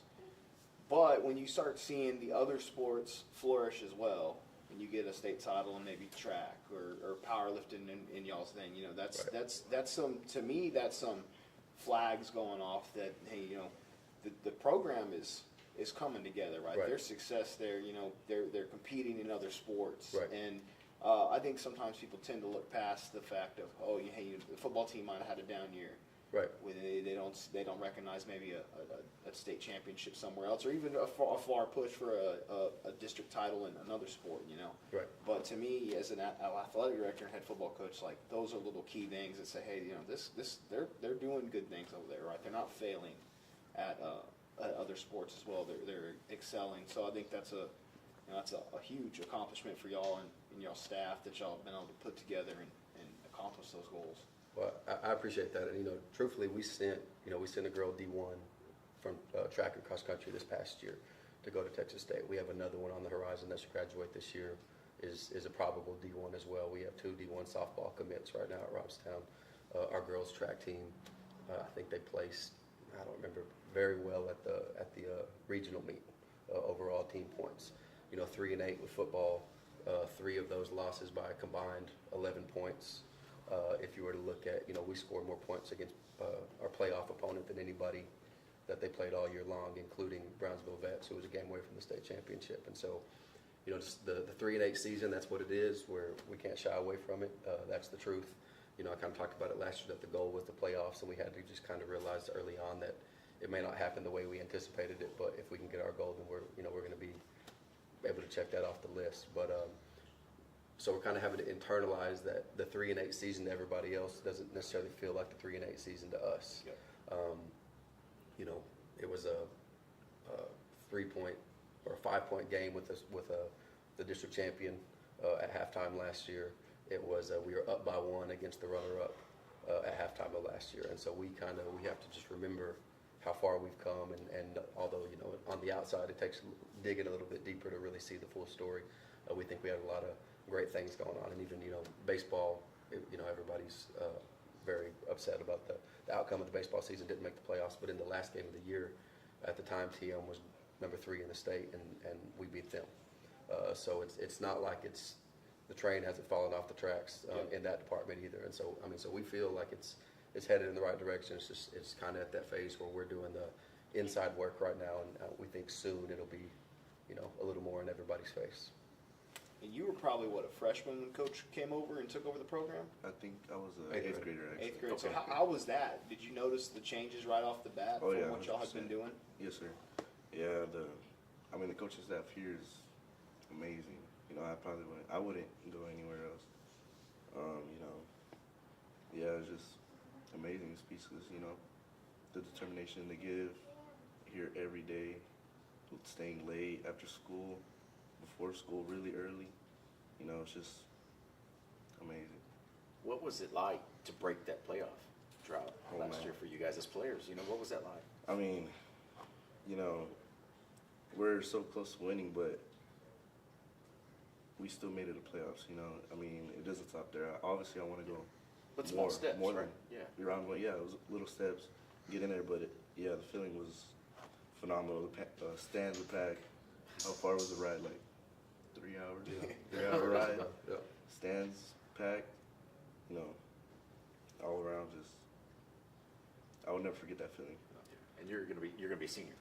Junior. Junior this year. Okay. So what did you, jumping from junior high to high school, did you see any big differences? As well, because when we were out there that first year, we went out there for your it may have been your first year, or your second year. We went out there pre-season, and we were talking, and there wasn't a lot of kids out there. Right. And you said, man, most of these kids are probably playing varsity. Right. So I'm pretty sure when you came up, you were almost thrown right into that mix, right? I started varsity my freshman year. Yeah. I was actually a quarterback my 8th grade year. I played quarterback my whole life. But coming into high school, receiver, I just kind of stuck with it, it just kind of clicked with me. Yeah. receiver, everything, my speed, you know, my knowledge for the game, just there since day one. How long have you been playing football? Since 5. Oh, so you're one of those ones we were talking about earlier, a little 5-year-old playing football, with like a little alien in pads? Yeah. Right. So it means something for you to wear the cotton picker uniform, Absolutely. right? Yeah, the name right here. I bleed, cry every morning. Every morning? Yeah, morning, practice, weights, 100%. You play anything else? Yeah, I play track, golf, basketball. Oh, you're a golfer too, huh? Yeah. How good a golfer are you? Ooh. All right. Work in progress. Yeah. like everybody else is. Yeah. So what has the transformation been like for you guys? Let's talk to you as a community member, not as a football player. What has this turnaround in the athletic department been like for you guys? Speak for the town here in this instance. You know? I mean, it's something like everything's been changed. Everything's turned around. Like the culture, he said, it's been changed, uplifted. Everybody in the community joining in. You know, it's a good experience to have. You know, everybody, my family friendly. Everybody around me, neighborhoods, just joining in. You know, supporting. It's amazing. It's pretty good. And you've had all the support in the world from day one. Absolutely. Right? I mean, you've come in and just seeing what you're doing, and like kind of Justin hit on it already, you know, and it's not always measured that way as an athletic director. You're not measured by the success of your program. You're measured as a football coach, right? But you know, my personal opinion is you're an athletic director, not a football coach, right? You're there to make sure all athletics are promoted equally and funded the same, and all succeed. And man, you guys are hitting every nail on the head there. Yes, sir. You know, so that's got to be exciting, right? Really is. It really is. I mean, that's the goal every year is to make the playoffs in every sport. You know, I mean, that's kind of one of my own internal goals that I keep with me, and I've been very fortunate, and it's only gotten better. I mean, with the staff we've been able to establish and the coaches we've been able to hire, quality guys that are great for kids, but at the same time, like, I mean, I hire ball coaches as well, and I mean it's part of the criteria. I mean, there are a lot of character. That's going to be first and foremost always. Somebody that's going to be a positive, we say elite training and elite mentorship are the two boxes you have to check to even be in the conversation for it. But, you know, we'll work with the vacancy. We'll go understaffed. We'll do whatever we can before we bring in the wrong person. And that's a philosophy that, you know, myself, our high school principal, we work, you know, in cohesion with that same mindset, and we get a lot of support from them. And so it's been great. We brought coaches in, and everybody's kind of like, you know, you don't know what to expect anytime you go into a place, but maybe even more so at Robstown, people are a little curious exactly what it's going to be like. And from day one, I mean, just everything that the district is providing as far as a family, kind of a community atmosphere, even just the way we had our back to school new staff, you know, first day convocation, and just the vibe, the music, everything. I mean, it's a special place, and I knew that going into it that was what intrigued me about the job, was that I knew it was a sleeping giant of sorts, because, you know, there are people that at one point or another may have taken their kid to another district or moved, you know, whatever the case may be. But every single person from Robstown, I feel like if they felt the athletic program was providing them with equal opportunity of somebody else, if they had their way, their kids would be wearing red and white. And I think slowly that's starting to take shape. That's key, right? And so Stop the hemorrhaging. Right. And so, you know, we'll find out, hey, so-and-so's, you know, coming to school here. Well, where are they coming from? Well, they live 2 blocks down the street already, you know, and it's like, oh, great, we're glad to have them back. You're getting them back. Right, and so, you know, all those things are taking shape, and it's, you know, the pride of a Robstonian is like we talked about, undeniable. And so when you continue to add more people like that already have it within them and maybe have been somewhere else and they've been supportive of that other program, but it's never going to feel quite the same as it would if they were doing it at home. And so trying to just fan that flame as much as we can and keep it going. Has the, you know, we talk about when kids make that jump from junior varsity to varsity, you know, the speed change, right? you know, when you jumped in from being a coordinator to a AD, has it slowed down for you yet? Have you finally got your year 4 coming in, and you still feel like you're drinking from a fire hose at this point? Yeah, because even at I saw you before game slamming I think it was a monster before the game, and I was like, man, dude, he is on edge right now. He's ready to go. Because at West, you were a coordinator. I was athletic coordinator, the athletic coordinator, not the athletic director. I was just offensive coordinator. Oh, okay, that's right. Yes, sir. I was at Victoria West with Courtney Boyce. No, I mean it's becoming a little bit less of a fire hose, but even that, I mean, you know, with staff transition, and then you know, still, like I said, working to get our numbers up. I mean, we don't have quite as much continuity as a team as maybe other programs do at times, and so there are things that we're still trying to overcome in a way. But like I said, the support that I have, I don't ever have to do much alone. Our new assistant athletic director, you know, Rusty Miller coming in, is very experienced guy. He's been a huge asset to us. And then the appointment of our girls coordinator, Adolfo Gonzalez, who is our cross country. He's our girls coordinator, but he's our cross country track girls coach. But he also, you know, he's a alumni and a legendary running back there at Robstown as well. And so it really is a family atmosphere, and everybody's rowing in the same direction for the same goals, to ultimately get the kids the best experience that they can have. So you talked about some of your coaching hires, and one of the ones that raised our eyebrows last year, I think he left after the season, but you brought a state champion from 6A Duncanville as an assistant last year, right? What was that like for you as a player to learn from a guy who's run multiple rings? It was great, you know. I mean, you could just tell, like, he knew what he was talking about. He changed our defense up a little bit, and we all just kind of clicked with it. It was a really good defense, I feel, and yeah. I mean, like, the first year, he changed our defense, and it was the first year that we ran that different type of defense he had. And then we stopped a lot of teams. We stopped good teams. We had plays, good plays. I had a pick. It was about 60, 70-yard pick, you know. Yeah, but he was just really a good coach. I mean, you're definitely bringing in guys who know football. Right. I mean, and that's like we told the last group, man. You got that knowledge tree there. You need to pick from it as much as you can, because it's just going to make you guys better. Certainly. Yeah. Certainly. We have an internal promotion this year. Our defensive coordinator, J.B. Sanchez, he was with us last year for the first year, so we're going to be running a similar defense to what we ran last year, trying to keep some of that continuity. But he's a Alice alumni, and so he's somebody who, you know, fully understands the area, the area of the kids, but then also what a successful football culture looks like, and, you know, the commitment required from coaches, as well as what's going to be asked of kids. And so, you know, when it comes to the staff, I mean, it's a no stone. I mean, my outbox on Twitter, I'm just nonstop reaching out to people like, hey, what are you know, are you looking? Are you interested? Are you interested in opportunity? Where are you at with things? And we start that conversation. I mean, there's a lot of no's along the way, but we leave no stone It's the worst unturned. they can do, right? To say absolutely. No. I mean, there's a lot of people, and I tell them, you know, I mean, this is you can come here and get a bigger piece of the pie than what you're used to if you're willing to handle it, if you want to find out.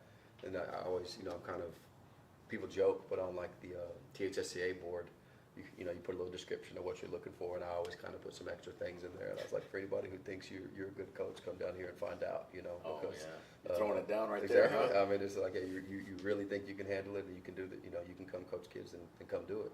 And so we've been very fortunate. We're very excited about the staff that we're surrounding these kids with. And like I said, you know, we hire football coaches that, you know, we don't want them to have a second sport. We want them to have an additional sport that they want to pour into those kids. And so the kids are around them every single day. We have a strength conditioning program across the board, boys and girls, that we all use. I mean, it's you know, I know what it's supposed to look like. I have been fortunate enough to be to work under some really good coaches at some good programs. And so we're not guessing. I mean, everybody who's coming in our staff has had experience at successful programs. And so we're just trying to take the knowledge of everybody and put that all together to make the best situation. I like that you challenge him on that board, because I've preached to him a long time. I said that if you can come down and coach in this area and down to the valley, and you can take a team yearly, 2-3 rounds deep, DCs, district championships, and I'm not taking nothing away from coaches up north or in the East Texas realm or Houston, but I wholeheartedly believe you could go anywhere in the state of Texas and find success. Right. Because, you know, we deal with a little more adversity down here when it comes to size and speed. Right. Once you get to that next level, you know, and everyone always says, South Texas, we can't win a state championship, and a lot of times they measure the best coaches in Texas off of a state title or two, but I mean, they also are dealing with some high-end talent. Absolutely. You know what I mean? Absolutely. And It's easier. And Let's be realistic. You said it. And of course they're playing. I'll say it. They're playing against high-end talent themselves, but still, I mean, when you make a 3, even 4-round deeps down here, and you can do it kind of consistently, or it seems like, oh man, hey, they're a powerhouse in here. I've always felt like those dudes can go coach anywhere they want, right, and be pretty successful. I think the Region 4 coaches, I mean, I think we definitely carry a chip on our shoulder that we really, you have to embrace, because you know the circumstances, you know what you work with down here, and so I wholeheartedly agree with that statement. All right, you got anything else? No, that's good. They nailed it. Got anything before we go? Okay. Anything you want to add? Nothing? What do you want to do when you grow up? Play college football. Yeah? There you go. There you go. And he'll have a chance to. Yeah. Awesome. We'll keep tabs on the cotton pickers this season, Sure. as always. And as the season goes on, we'd love to have you guys back on. Absolutely. Just to kind of check in, see how everything's going, and just to kind of shoot the breeze. Right. Right. So we appreciate you guys coming out, taking the time out of your day. Saturday, right? This is the day you want to go out and do something fun, and you're here, With the right? wife, the only chance they get with a wife. I know, right? Your last free right. Friday, You're about to- last free weekend, right? So apologize to your wife for us, and our apologies Will do. for kind of delaying date night tonight. But we appreciate you guys coming out and just kind of sharing your stories with us. Absolutely. We appreciate it, guys. Good luck. Hopefully you're successful, injury-free season. You got a gauntlet of a district this year, Yeah. so it's going to be a little tougher. But, I mean, it does, right? Yeah, It's we're gonna excited. It's going to set you up for the success in the future. Right. But thanks, guys. Appreciate it. Guys, we'll be back with Calallen Wildcats. They're on deck next. Stick around. Hi, I'm Brian Williford, president and owner of Al Williford Chevrolet in Portland, where we've been family-owned since 1984. One word that we love around here is community. We have a heart for the coastal bend, which is why we value people first. Whether you're in the market for a new Chevrolet or a quality pre-owned vehicle, our friendly sales professionals are eager to help. Remember, when you buy from us, we're not looking for a one-time sale. We look forward to building a relationship together for years to come. Thank you, and we invite you to join the Al Williford Chevrolet family.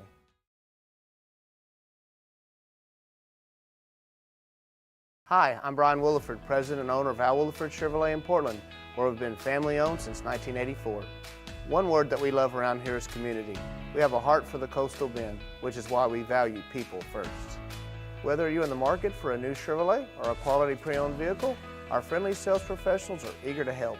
We also have an amazing full-line service department featuring genuine GM parts and accessories to keep your vehicle running and looking its best. Plus, for life's accidents, we have a fantastic collision center where we repair all makes and models and work with most insurance carriers. Remember, when you buy from us, we're not looking for a one-time sale. We look forward to building a relationship together for years to come. Thank you, and we invite you to join the Al Williford Chevrolet family.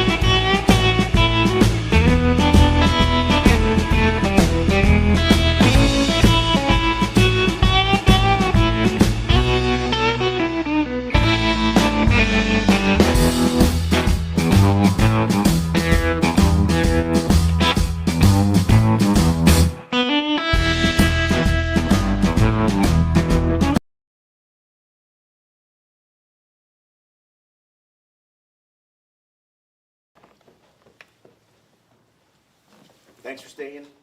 I know it's been a long 2 days, but I'm pretty sure this is the one that most of you guys have been waiting for. Right, so after much negotiation and a lot of going back and forth with text messages and whatnot, and using intermediaries to make sure we get everything taken care of, joining us are the Calallen Wildcats. We're going to lead the show off here with, or the segment off with, first-year head coach, athletic director, Charlie Reeve. Coach. Yeah, glad to be here. Thanks for coming out. We really appreciate it. And who's here with you? Jude Hernandez, linebacker and running back. Lane Rogers, defensive tackle, offensive tackle. Michael Vieira, outside linebacker and running back. It's Vieira, I think. How do you spell How do you spell your last name? Viera. Hey, dude. Wow. So, are y'all cousins? Are y'all related? I don't know. That's weird, dude. That's not normal. So I've seen your name pop up a lot, and I've like. You knew this? Yeah, I've seen his I name didn't know pop up that. a lot, but yeah. Wow. So I don't know if you probably don't know, but he's a GP guy. He's a GP grad. So that's an interesting dynamic of Vieira and Maroon and White, huh? Yeah. I mean, it's not common to run into another one, right? Oh, Vieira, period, right? Yeah, period. that's weird. Yeah, there's got to be something down the line, man. I don't know. My dad's from like San Antonio. My mom's from the RGV, so I don't know if your parents. RGV, yeah. There you go. Yeah, somewhere in there. So, Coach, I'll get into the records and stuff later. What's your first 60 days been like? It's been fast. Yeah? It's been fast. You know, I told these guys that August 5th was going to be here in a hurry, and it has. I mean, we've put in a lot of work in a short amount of time, and you know, it's been great. I mean, these kids have worked their tails off this summer, and this senior group has been really special and has taken the lead and really has kind of taken this thing and run with it. But you know, we're not yet where we want to be, but we're a long way from where we were, and so it's been a great you know, from April till now, these guys have put in a lot of work, and it's been good. Yeah, so you came in kind of late, right? So it's getting your staff established late, and kind of it trickles down, right? Yeah. So you haven't really been able to have your full off season yet that you want to implement. It's just like you said. I bet you for you guys, it's been like drinking from a fire hose, trying to get the new terminology down, the new offense down. Are you changing much of the defense? Is the defense kind of staying the same, or? No, I mean, you know, I know you brought your a lot coordinator of in has from changed. played for a state title. Yeah, he last did. year, right? Yeah, both coordinators Yeah. did. And you know, so the schemes on both sides, you know, have changed. You know, but what I've told everybody is, you know, it may look different, the schemes may be different, but the philosophy doesn't change. You know, who we are, you know, the physicality and what Calallen has been known for. You know, that's always going to be a hallmark of who we are as a program. You know, so it may look different. You know, we may align different than what, you know, has been in the past, but you know, the philosophy and what has made Calallen great for so many years. I mean, that's something we're going to continue to build on. Jude, it seems like you've been playing varsity football since you were probably in 6th grade, right? It seems like we've heard your name for a very long time. And that says a lot about you as a person and as a player. So what's it been like, right? Because you've grown up under Coach Danaher, under Coach Campbell. And what's it been like with this? It's new, right? It's all new. So as players, all of you guys, what's it been like? It's definitely been different, but as a team, we kind of like that. We like that different. We like the new. As soon as he came in, it was just high motor, high function. Let's go. Even from the first day, as soon as we got in there, things were getting changed, discipline, everything. And I think for me, I like it. I like going out there and proving to everybody what they already think is wrong about us. And I mean, to me, I like earning my spot back too and showing other coaches who I am and what it is about me. So everything was off the table, huh? No. Oh, there's no depth charts. Oh, wow. Okay. So all depth charts are written in sand, you know, and that's a good thing for all of our kids is they get a fresh start, and everybody gets, you know, kind of starts from ground zero, and so you know it's we operate in a meritocracy. You know, you earn everything you get. So these guys have been phenomenal. Guys, what about y'all? It feels so much better to like be in a place like I won't say that like last year, like, I mean, I love Calallen football, but like last year you could just tell that it was just low energy a lot of the times. There wasn't a lot of like trust in us, like from like the other teams and the community. Like a lot of people were like they said Calallen, it's not a dynasty like it used to be. It's not the same. But like this year with Coach Reed and the new coaching staff, I mean, it's just high energy. It's hype all the time. It's always fast moving, physical all the time. It's just fun football to play. That's what I like about it now. I'm gonna call you Justin Jr. No, I really like this new year. It's definitely fun going into your senior year, just with the same people that you've grown up with. It was a little scary at first getting a new coach, because you're just not used to someone new. It's an unknown, right? Yeah, it is. I mean, y'all had like what 40 years of the same philosophy. I've had brothers in Calallen, like they've Coach Danaher, Coach Campbell. So it was like a little weird at first, but then I realized this is my senior year. We have a good head coach, and I still have my same friends. Like let's get it cracking. Yeah, one of the things that I remember, and I don't know if you remember when we had you on the show. So if you guys are just tuning in for the show for the first time, or you've followed us for a while, we had Coach Reeve on right after your announcement. Right, you were sitting in the back of your truck and outside Joe Cotton's, and your battery in your truck died. So I felt bad about that. We probably should have gotten a jump start for you, but you know, that day, you know, you posted a video on Twitter, and it was just like it was all of you guys, and it was we're riding with our coach. You know, essentially, you had buy-in from day one. Yeah. Right, so that made it easy, a whole lot easier on you. Sure. I'm guessing, right? Sure. Yeah, you know, and one thing is, and I told him from the first day when we met is, you know, words are cheap. I mean, it's not about what I say. I could come in here and say a lot of things, you know, and so I've got to earn your trust. And that's something we talk about as a program is actions are always louder than words. And I'm going to earn y'all's trust. And same thing is, it's not about what we say, it's about what we do. And so, but these guys, I mean, like you said, from day one, they've jumped on board. And to me, and I told these seniors, the difference in being successful year one versus year two, because always, anytime you come into a new place, a lot of times there's some, it takes a while, you know, to build that buy-in. And I told these guys, I don't want to be successful year two. I want you guys to have a great senior year. But to do that, you guys got to take the lead. And I'm gonna lean on you guys a lot as seniors, and I want you guys to take ownership. This is not my program. This is y'all's program, and I want you guys to take off and run with it. And they have, and they've been really, really great. Did y'all keep some of the same? I know the main tradition I think that a lot of people are familiar with is the senior pipes, right? Mm-hmm. Did y'all keep the? Yeah, we did. In fact, we just got done. I bet y'all were hoping it was gone. We just got done doing that on Thursday, and you know, and I told them as we got done, you know, like obviously I've never done the pipe circuit before, but boot camp for us in our program is kind of the foundation of who we are, and that's before you even earn your workout gear. Like you got to go through boot camp, and so, you know, we weren't able to do boot camp in the spring just because we were there, you know, got there so late. So we kind of made the pipe circuit, you know, integrated what they've already been doing and kind of made it a boot camp for us. And I told them, like, you know, we're not doing pipes just because like I'm supposed to, and you know, you've been doing it for 40 years. Like, this is who we are, you know, and the lessons that we learn with effort and toughness and leadership and sacrifice, and how do you overcome adversity? Like that's our foundation, you know, and that's how we operate from here on out. And so that was great. I thought it was a great 4 days, and these guys, you know, they knocked it out of the park. But again, you know, that's something that's kind of embedded in the culture of Calallen, and you know, definitely wanted to keep that alive. You ever feel like there's a weight on your shoulders being Calallen football players and having to uphold that tradition? I mean, that's a long time of holding that tradition. What is it? What's the record? 39 years straight playoffs. Is that what it is? 39, right? Mm-hmm. I mean, you get reminded of it every time you walk into our film room with, you know, gold footballs everywhere, and you know, see 2016 state finalists and semifinalists all over the place. It's like surreal when you get to this point, because you're like, I'm playing in a program that's had people that have gone to like the next level and just been like stars in Texas football. It's cool to know that like now I'm the person that has to carry the torch.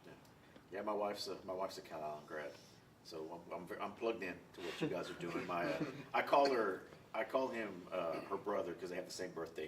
He played for Calallen. He was on those '90s teams that lost to Lamarck in the semifinals every year. So he's plugged in, and my goddaughter's a cheerleader there. So I'm sorry. but I'm very plugged into Calallen football. So it's interesting to see these dynamic shifts that are happening there and things like that, and the way you guys are taking this new change to the program, and it's exciting. It's an exciting time for Calallen football. I know a lot of folks out there saying the sky's falling, right? But no, it's a change is good. The only thing constant in life is change, and you guys are going to see that as you guys are getting older. That's the only constant in life. People hate change, but it's always coming, right? We see it all the time at work. You see it all the time at work, especially with all these new rules coming down from the UIL and things like that, and the way you can do this and the way you can't do that. It's constant. So I'm excited. I'm pretty sure majority of the folks in the area are excited to see what's happening. I know when Coach Campbell retired, we had Greg Tepper on from Dave Texas Campbell's football, and we just got the state reaction on what it was when Coach Campbell retired. It was just like, this is groundbreaking, right? So this is, all eyes are going to be on you guys. Did y'all kind of know that was coming? Could y'all get it? Did y'all have a sense that there was going to be a change? You could kind of feel a little bit in the locker room. Like when, the last back half of the season, you could kind of tell that the coaches were a little eerie, I guess you could say. Like they walked around like something was about to happen, but no one knew what was going on. But then there was the rumors of coaching drops and stuff like that, and it was just. I mean, I told him right away when I saw y'all play. I watched you against Portland. I watched you against TM. Maybe even another game. I've watched a lot of Calallen football, just being down here and who you are. And I told him right off the bat, I mean, that's just not the same. That's not the same Calallen team. Even on the down years, if you want to call them down years, it's just wasn't the same vibe I got on the sidelines. With the energy, you brought it up. The energy was low. That was the first thing I thought when I watched the TM game last year. I was like, man, that's just not the energy I'm used to seeing over there. Even in the battles that I've watched of Calallen football. So I didn't see that coming, but I definitely could. I was curious, if y'all could feel that as well in there. And I think it is exciting getting to finally see some change. And I've said it for a long time. You're a spread it out guy and probably run out of the spread and mix it up a lot, right? We're multiple, and spread is such a broad term now, right? Yeah, you ran a lot more last year. Yeah, I mean, and that same deal. It may look different, as far as how we line up and what we do, but we're always, I think one of our strengths, as a team this year is up front on both sides. And but every year we want to establish a line of scrimmage, and everything kind of builds off of our run game. So I mean we're not slot T or wing T, and so from that point it's different. But we're going to run the football and kind of build our offense around that. And I'll say this too, and just kind of add on to and I want to make sure, and I've said this from day one. Calallen's not Calallen without Danaher and Campbell and everybody that's come before us, and it is humbling when we walk into our film room and you're reminded of we're standing on the shoulders of giants, in the Texas high school football world, and and what those two guys have done for the community in Calallen, in the state of Texas, is you don't replace those guys, and our job is to help build, off that legacy that was built. That's everybody's goal, right? Sure. Even if they were still here. Sure. Right? You make your own chapter. Sure. Right? And essentially that's what you're doing right now. You're writing a new book now. Yeah. So That's been volume, the biggest volume thing. 2. That's been the biggest thing, especially in our locker room and everything. It's just been, this is our story now. This is the first year, everything. Even from the bond passing to where they're going to get a new scoreboard, new press box, new everything. It's exciting. We've said, all right, it's time to leave our stamp on maybe even this old stuff that's there. This is our run. This is our story. And as a senior group, we're excited to do that. And even the younger kids, they're feeding off of our energy. We're feeding off their energy, and everybody's just excited. Even for the community, even when we had Meet the Wildcats, it just felt like the community was really behind us. Whereas, like y'all said, last year was a little bit lackluster to say. I feel like the community kind of turned a little bit on us, and as a team, as a family, it breaks you apart a little bit. And that's been the biggest thing this year, is just coming together as a family and really understanding that the people in that locker room that's what we have, and that's what we're going to go play with on Friday nights. you guys have a team motto this year? Family. Rebuilding the standard. Rebuilding the standard. Rebuilding the standard, Yeah. That's pretty good. That's a good one. I mean, I can say this. We work with some guys from Victoria, and I think one of them had a son in your program at East, and everything before you got hired, and we kind of heard you were a candidate, and then once the hire happened, I mean, it was nothing but, this is for y'all guys, take it from us, but it was nothing but great things. Right? They were sad. They were upset. You know what I mean? And not upset in a bad way. Sure. But They're happy for him, but at the same time they're hurting themselves, and I think that's something as a player, like you got a guy that was talked highly of where he left, versus being bashed on the way out, and that speaks for what you did at Victoria and in your past stops. So I mean, that's exciting for y'all. I've always felt like Calallen. Everyone talks about the wing T offense, but people forget that they went to state with a quarterback out of a kind of a spread system for a little bit, and they had a quarterback in Chambliss that threw the ball a lot. And I've always felt like y'all had the athletes to do it, and I've always felt like y'all have had some of the best quarterbacks come through in the past. Y'all grew up watching some of them, and so I maybe the world's fallen that the slot T's gone, people or crowd, I just think that the system y'all bring, I think you can have a lot of success with it. Y'all got the athletes to do it. Sure. It's still football at the end of the day. Yeah. And I feel like we watched you for like the last 5 years. So it's gonna be exciting. I'm looking forward to it. Wish y'all some good success. For real. And before I forget, because I'll catch it from my wife. My wife's cousin also was on the state title team. Aaron Sanchez, he played wide receiver on. That's the first state title, not state title, state championship, state finalist that played Hebron there at Round Rock before they started consolidating all the state title games in Dallas. So he was on that team that first went to state. So sorry, Aaron. I apologize if you're watching. But so it does run deep on this side. So you'll be on our sideline at the GP game? I'll be bouncing. I bounce. I gotta get video on both. Yeah, so that's who you guys opened up with, right? Week 1. So that's the first time last year that they beat y'all in 11 years? What was it, 11, 12 years? Is that what it was? I think last time they beat them was 14 maybe? 14 or 15? Yeah, so it was like about 10 years. It was 11 years, 10 years. About 11 years. It's been a minute, man. So it'll definitely be good. Unfortunately, I don't think we will be in town for that week 1 game, right? I think we're going to be, I don't know, we'll see. We haven't figured out the games we're going to this season yet, but you guys are definitely on the schedule. Y'all have a lot of must-see games in the area this year. Yeah, right? So we'll definitely make it out to one. If we don't make it to y'all stadium, we'll catch y'all on one on the road or something. But we're definitely gonna be at one. I know my wife's gonna be at all of them, right? Because she's got to watch the goddaughter cheer at every game. So that makes it easier on me as far as going. Well, I'm torn, man. I want to go to week 1, but the Cuero Columbus is also pretty tempting. I'm not gonna lie. I got Columbus ties. I grew up there for a little while, so. Columbus. They got that little ranch with old boy transferring over there too, so that's going to be a state watch game. But guys, we appreciate you guys coming on again. It's a Saturday night. Thank you for taking a little piece of your time out to come spend with us and talk Calallen football and talk about yourselves, really. So, Thank you. Appreciate you having us. We just like we've been telling everybody else, we wish you guys a successful season, injury-free season, and just get back to the standard, guys. Guys, we're going to take a quick break, and we should be back with Aransas Pass. So stay tuned. Hi, I'm Brian Williford, president and owner of Al Williford Chevrolet in Portland, where we've been family-owned since 1984. One word that we love around here is community. We have a heart for the Coastal Bend, which is why we value people first. Whether you're in the market for a new Chevrolet or a quality pre-owned vehicle, our friendly sales professionals are eager to help. Remember, when you buy from us, we're not looking for a one-time sale. We look forward to building a relationship together for years to come.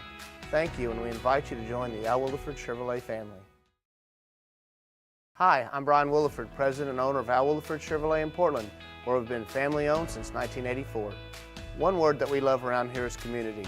We have a heart for the Coastal Bend, which is why we value people first. Whether you're in the market for a new Chevrolet or a quality pre-owned vehicle, our friendly sales professionals are eager to help. We also have an amazing full-line service department featuring genuine GM parts and accessories to keep your vehicle running and looking its best. Plus, for life's accidents, we have a fantastic collision center where we repair all makes and models and work with most insurance carriers. Remember, when you buy from us, we're not looking for a one-time sale. We look forward to building a relationship together for years to come. Thank you, and we invite you to join the Al-Williford Chevrolet family.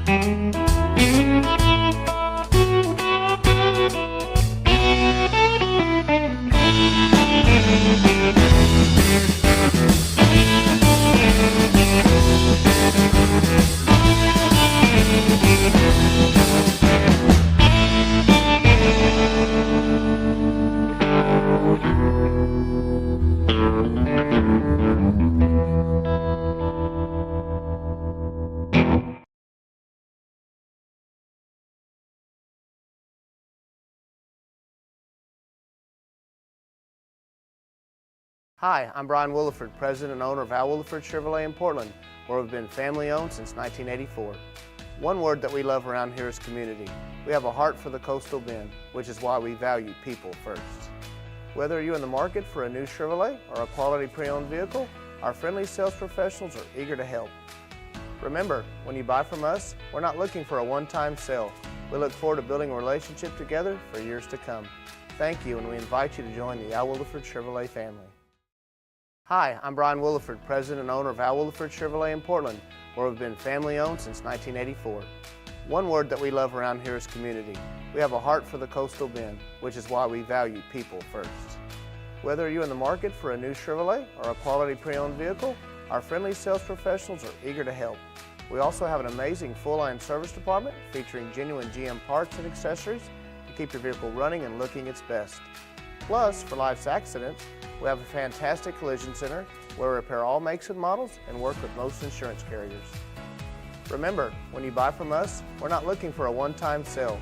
We look forward to building a relationship together for years to come. Thank you, and we invite you to join the Al Williford Chevrolet family.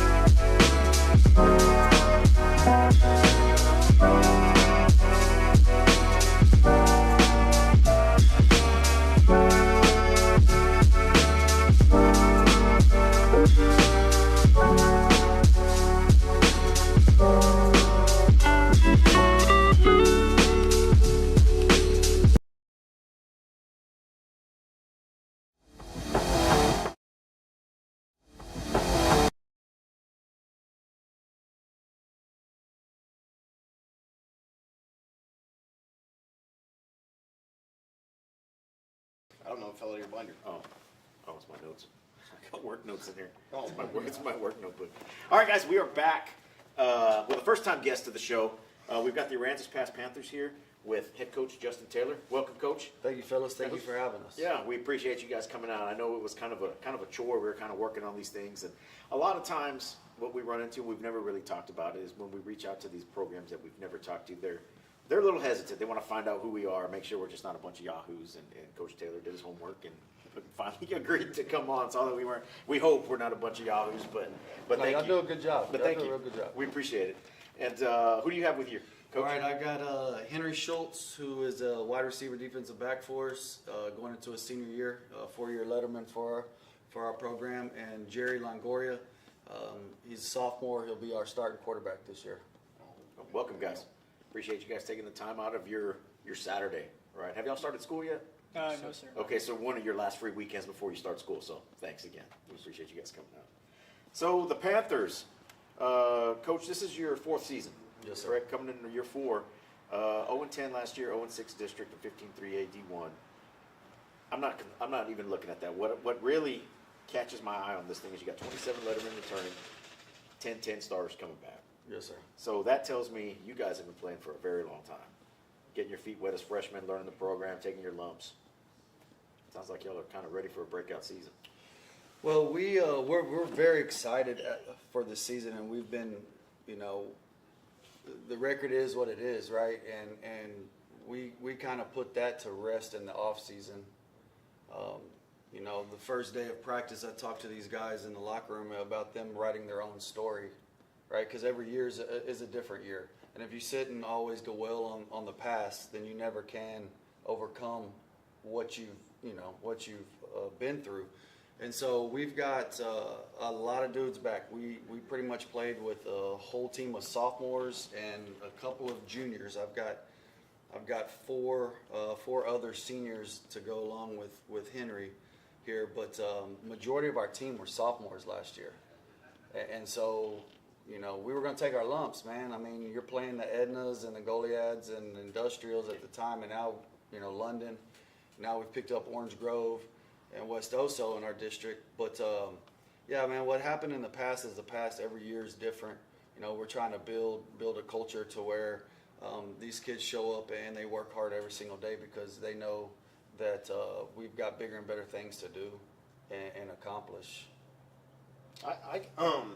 Sorry. I caught y'all's game against Ingleside last year, and it was told to me off the Ingleside sideline that y'all were a very young program, a lot of sophomores on that team, and what caught my eye was in that first half of that ball game. I mean, y'all were hanging in with a pretty good Ingleside team there. Y'all were testing them pretty early on, and that was no slouch. They had a pretty good juggernaut over there with their quarterback being who he was in Jacobson, and then of course Jaden, who went and played D1 ball. I mean. And that kind of caught my eye off the bat that y'all were able to hang in there with those dudes for as long as y'all did. And I didn't know going into that game how young y'all were. And man, 5 seniors, y'all still pretty young building up that program. You got a sophomore coming in to start at quarterback this year, so that's going to be huge for you, right? So that's exciting and it's cool. Well, well, let's talk about that game. This dude right here learned a very valuable lesson versus that Ingleside game. We're coming out. Because he played quarterback for us last year. He was one of our best athletes, and so he played some quarterback, and we were coming out of halftime and ended up with a full body cramp to where we couldn't even get him back on the field. He ended up having to go, I guess, with the EMTs. Got some fluids. Yes, so that kind of changed the dynamic of the rest of the game, and then Jerry ended up coming in and playing. Starting the last 4 games for us as a freshman, and he started against Industrial, Goliad, Edna, and so you took your lumps. Yeah, talking about it. Wow. Those 3 were the top 3 teams in our district, and then obviously he played Mathis the last week of the season.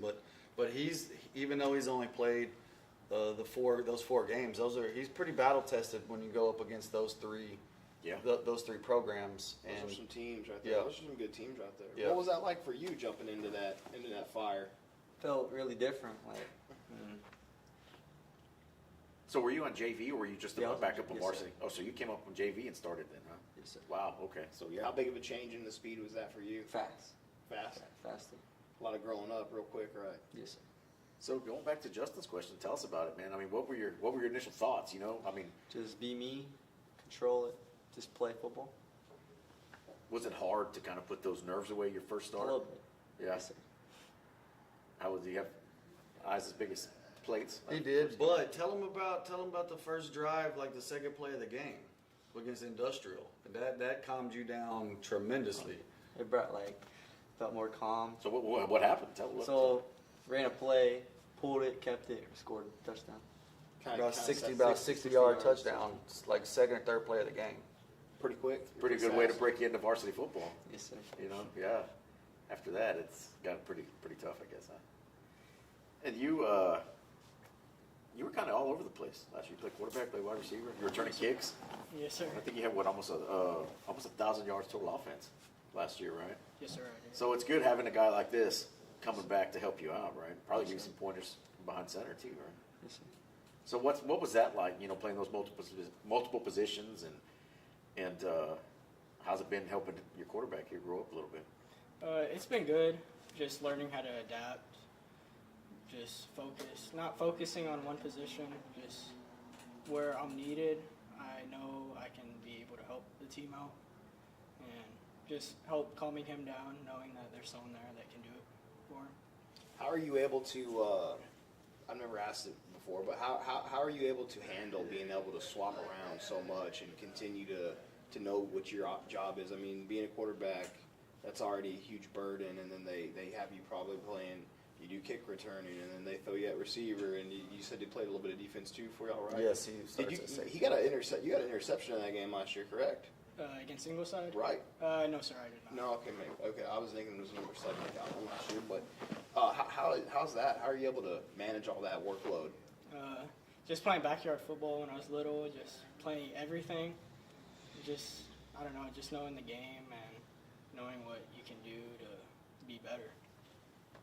How does it feel being one of the 5 seniors to kind of carry that torch of, passing it down to these younger guys for their next couple years and this year of, hey, we want to set the tone and start building a program here that, the younger guys from, Pee Wee football up to junior high can look up to and say, hey, I want to be a Panther You know, I want to be like these giants because, you know, I know when you're a little kid, and I was one too, you looked up to these guys as, you know, they were celebrities almost, and they were huge, larger than life guys. You know, what's that like? You know, how are you? It's feeling good. All the little kids looking up to you. Before game days, we go up to like the elementary schools, seeing little kids. Little kids want to take pictures. They just look up to you, and it just feels good.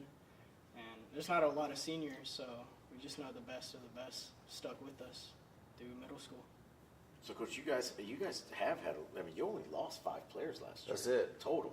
So, I mean, you've been playing a bunch of young cats the last few years. So that's, man, I'm excited for what you guys can potentially do this season. You know, it's been a while. I think y'all's last playoff appearance was 2018. And you know, growing up, I'm an Odom guy, right? So when I grew up, you know, we were all 3A, and it was Aransas Pass, it was Sitten, Ingleside, Mathis, Taft, Sitten, and man, those West Oso, and those Aransas Pass teams with Coach Davenport were always tough. You know, you've had great athletes that have come out of Aransas Pass, right? You almost had one that was a top 5 pick in the NFL. You know, what does it feel like trying to bring that back? It feels heavy trying to get, I don't know, like bring up our supporters and just bring our reputation back. I know us seniors it started like going down like when we were in middle school, and now we're just trying to bring it back one last time. You find it hard? I find it hard, but only 5 of us seniors. Yeah. What was that like seeing kind of the decline, I guess, if you will, of just like seeing successful programs, then you kind of went through a little bit of a patch where it's like, because I know after a while, and you're not winning, you know, you lose kids' interest, and you know, people don't think we can do it anymore. What was that like, just being a younger kid looking up and seeing that? It would always be hard going to school, just your friends not wanting to play football no more.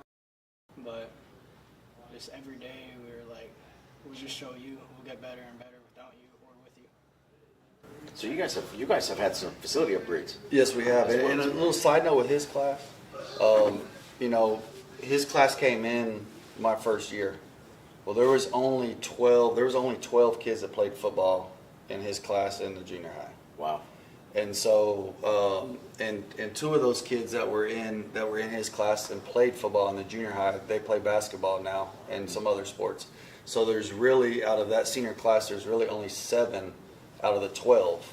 You know, it was a really small class, and his senior class is really small as well. But those 7 that are still committed to the program, whether it's football or basketball or other sports, are truly committed. Yeah. And they've sold out, you know, and they bought in to what we've been trying to build. And then to your question, yeah, we've got a new baseball, new softball complex, and so they're steadily trying to improve our facilities and the curbside appeal, so to speak. They've done some little things to it. Other campuses just freshen up paint and doing some stuff on the outside to make it to look more appealing. But Aransas Pass, man, it's a really good community. And even though, you know, there was a reputation, you know, I've lived there for almost 3.5 years now, and my wife and I love it. You know, it's a great community. When I was growing up in Lockhart, Texas, it was about the size of Aransas Pass. And so I've been a smaller school coach, a smaller town guy. And so I really think it's a great place to live. We have a great school district. We've got a new superintendent that's just going to do some great things. Our previous superintendent did some great things. She retired, and Dr. Barnes came in. We've got really, really great administration from the top to the bottom, and Aransas Pass is going to end up being a spot that people want to move to. Not only because we're going to turn the football program around, but because we have a really good school district. Yeah. And so that's very important too. I'm in this business for these guys, and the educational side is just as important as anything else. And so I think Dr. Barnes and Mr. Bennett, the assistant soup, they're doing some really good things. So really good things. You mentioned something, and I kind of want to circle back to that. And it's the 12 kids in your class that played football in junior high.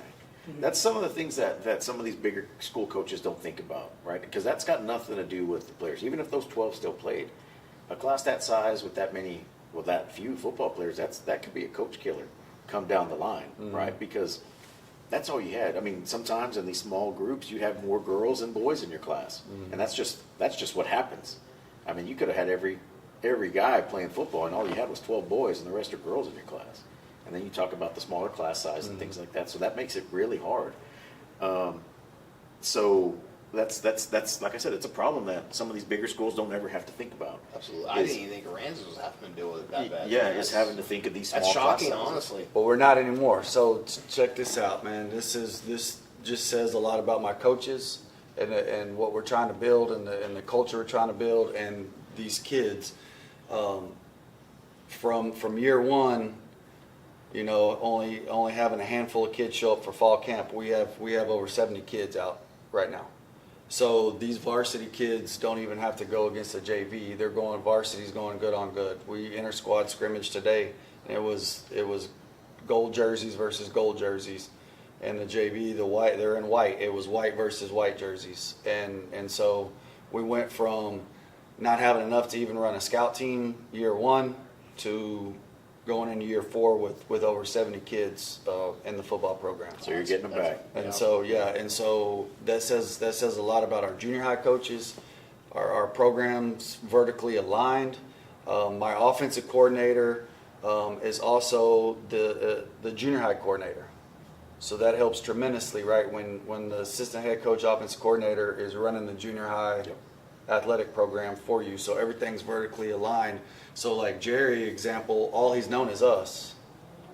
You know, and Henry's class knew some other coaches, but our junior class down, they only know us. They know myself. There's some familiarity there right. once they get into 9th grade. Right. Off the bat. And they're used to the learning curve is a lot less steep. And honestly, yeah, you know, that speaks a lot of volumes about the coaching staff and y'all in general, man, is there's not everyone is built to sit there and look and say, I got only 12 kids coming into this freshman class and sit there and stick that out, you know, and try to build it up and you know, tuck tail and run and go to a better situation, you know, especially in this field. You know, there's jobs opening up everywhere, and to sit there and ride that out and see what you can build is, you know, that speaks volumes for what they've done, what y'all have done as a coaching staff as well, man. That's impressive. 70 kids, that's a good number right there. Now, I take pride in that kind of stuff too. I don't look at a record, man. Like we talked earlier, I consider myself a builder turning boys into young men, and we talk about that with these guys all the time. Is we want to take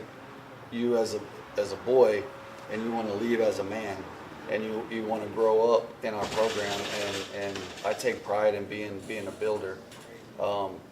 You know, to me, it's the record. We want to win. Don't get me wrong. Yeah. Right. Everybody wants to win. For sure. But it takes some other things to happen to win. You know, you could walk into a situation where you're loaded. Yeah. You know, the school I came from at Van Bleck, we were loaded. Like, you know, if we didn't go to the third round of the playoffs, they were booing us. It's a bad season, right? Yeah. You know what I mean? Yeah, and so absolutely. there wasn't that necessarily that builder's mindset. Well, these guys know now how when they leave our program, they're like, man, I know what it takes to build something, whether it's further in their academic career or a field of their choice. They know how to build something because they've been part of it. You know, they've been through the lows and they've been through the highs, and so losses build character. They do, big time. They build character. I'm a firm believer in that. I like to win as much as anyone. I'm super competitive. Hate to lose, but you get more. But when you lose, it builds character, and you learn a lot about yourself and your friends and whoever you're with at the time. And you know, it's to be able to pick yourself back up and say, all right, I'm gonna go build off what just happened to me.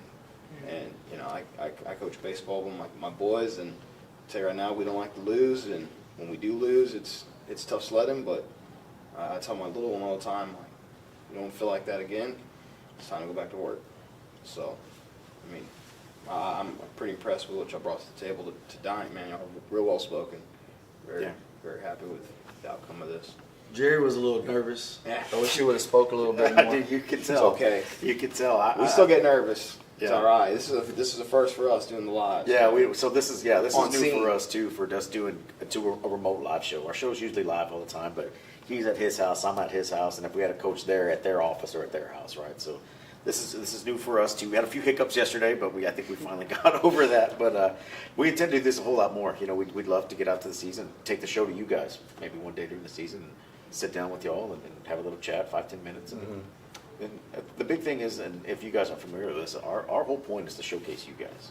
We started this show 7 seasons ago because we didn't think there were enough eyes on Coastal Bend football and seeing the stories and seeing our kids and things. So I think we've been Well, it's nice because, I mean, like you said, like if you don't have your opportunity, your platform to come talk about your program, people just skim through the paper on an app and say, oh, 0-10, and they don't understand the story of it. You know, how they lost again. They don't understand the story of it. And I think that's what makes it special is that, you know, it gives a chance to kind of humanize yourselves as a coach and yourselves as a player, the guy with the helmet off, you know, for people to be able to see that and your family and friends, community to be able to look at it and see. And, you know, I think that's one of the great things that this stuff does is be able to bring people a little closer. You know, I mean, at the end of the day, we're all rivals in some sports, but you're a community at the end of the day. It's Coastal Bend as a whole, you know, especially come playoff time. So I think that's a cool little aspect that kind of brings to the table. So guys, again, we appreciate you guys coming out, taking time out of your Saturday. You're probably busy Saturday, so again, thanks again. And we look forward to keeping tabs on you guys this season and seeing how the season progresses. And hey, just like Coach said, I mean, if y'all are getting better every game, every week, the record doesn't matter because it's setting you up for what's going to happen after you walk that stage in May. You know what I mean? But you learn a lot of life lessons at sports, period. Oh, football, correct? Big time. But football, big time. Right? Life's full of adversities, life's full of changes.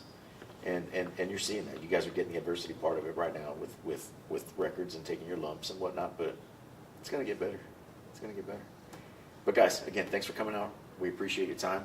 And again, hopefully have a successful season, injury-free, healthy season for you guys. No full body cramps. Yeah, no full body cramps, man. Make sure you're getting your fluids in. We're already giving them shots of pickle juice all throughout practice. We found that actually works the best, man. Yeah, that's what I've heard. That's what I've heard. We've got our athletic trainer and our athletic trainers. We have a bunch of girls out, and several of them have a bottle with a purple tape around it. That's the pickle juice bottle. Yeah, it's be good to mark that one. You don't want to get a shot of that on accident. It's like, oh. But guys, we're going to take a quick break, and then we'll be back with the Rockport Fulton Pirates. Hi, I'm Brian Williford, president and owner of Al Williford Chevrolet in Portland, where we've been family owned since 1984. One word that we love around here is community. We have a heart for the Coastal Bend, which is why we value people first. Whether you're in the market for a new Chevrolet or a quality pre-owned vehicle, our friendly sales professionals are eager to help. Remember, when you buy from us, we're not looking for a one-time sale. We look forward to building a relationship together for years to come. Thank you, and we invite you to join the Al Williford Chevrolet family.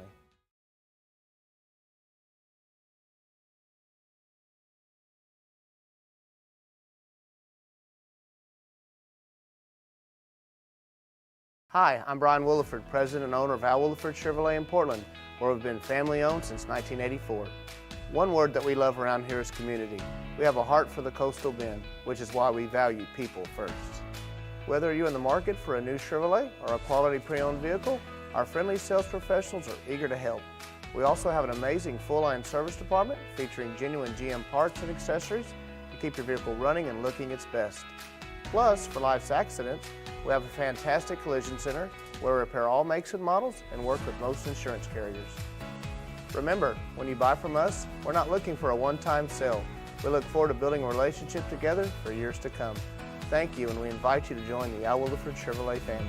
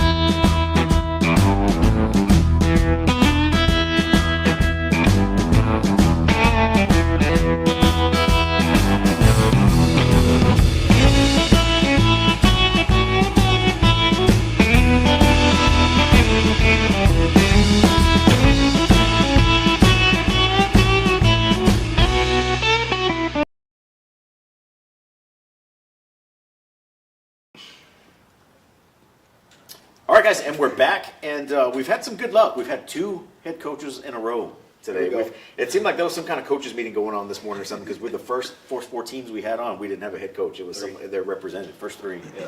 Right, so joining us is first-year head coach, all everything, UTSA quarterback, first touchdown program history scoring quarterback, Eric Souza.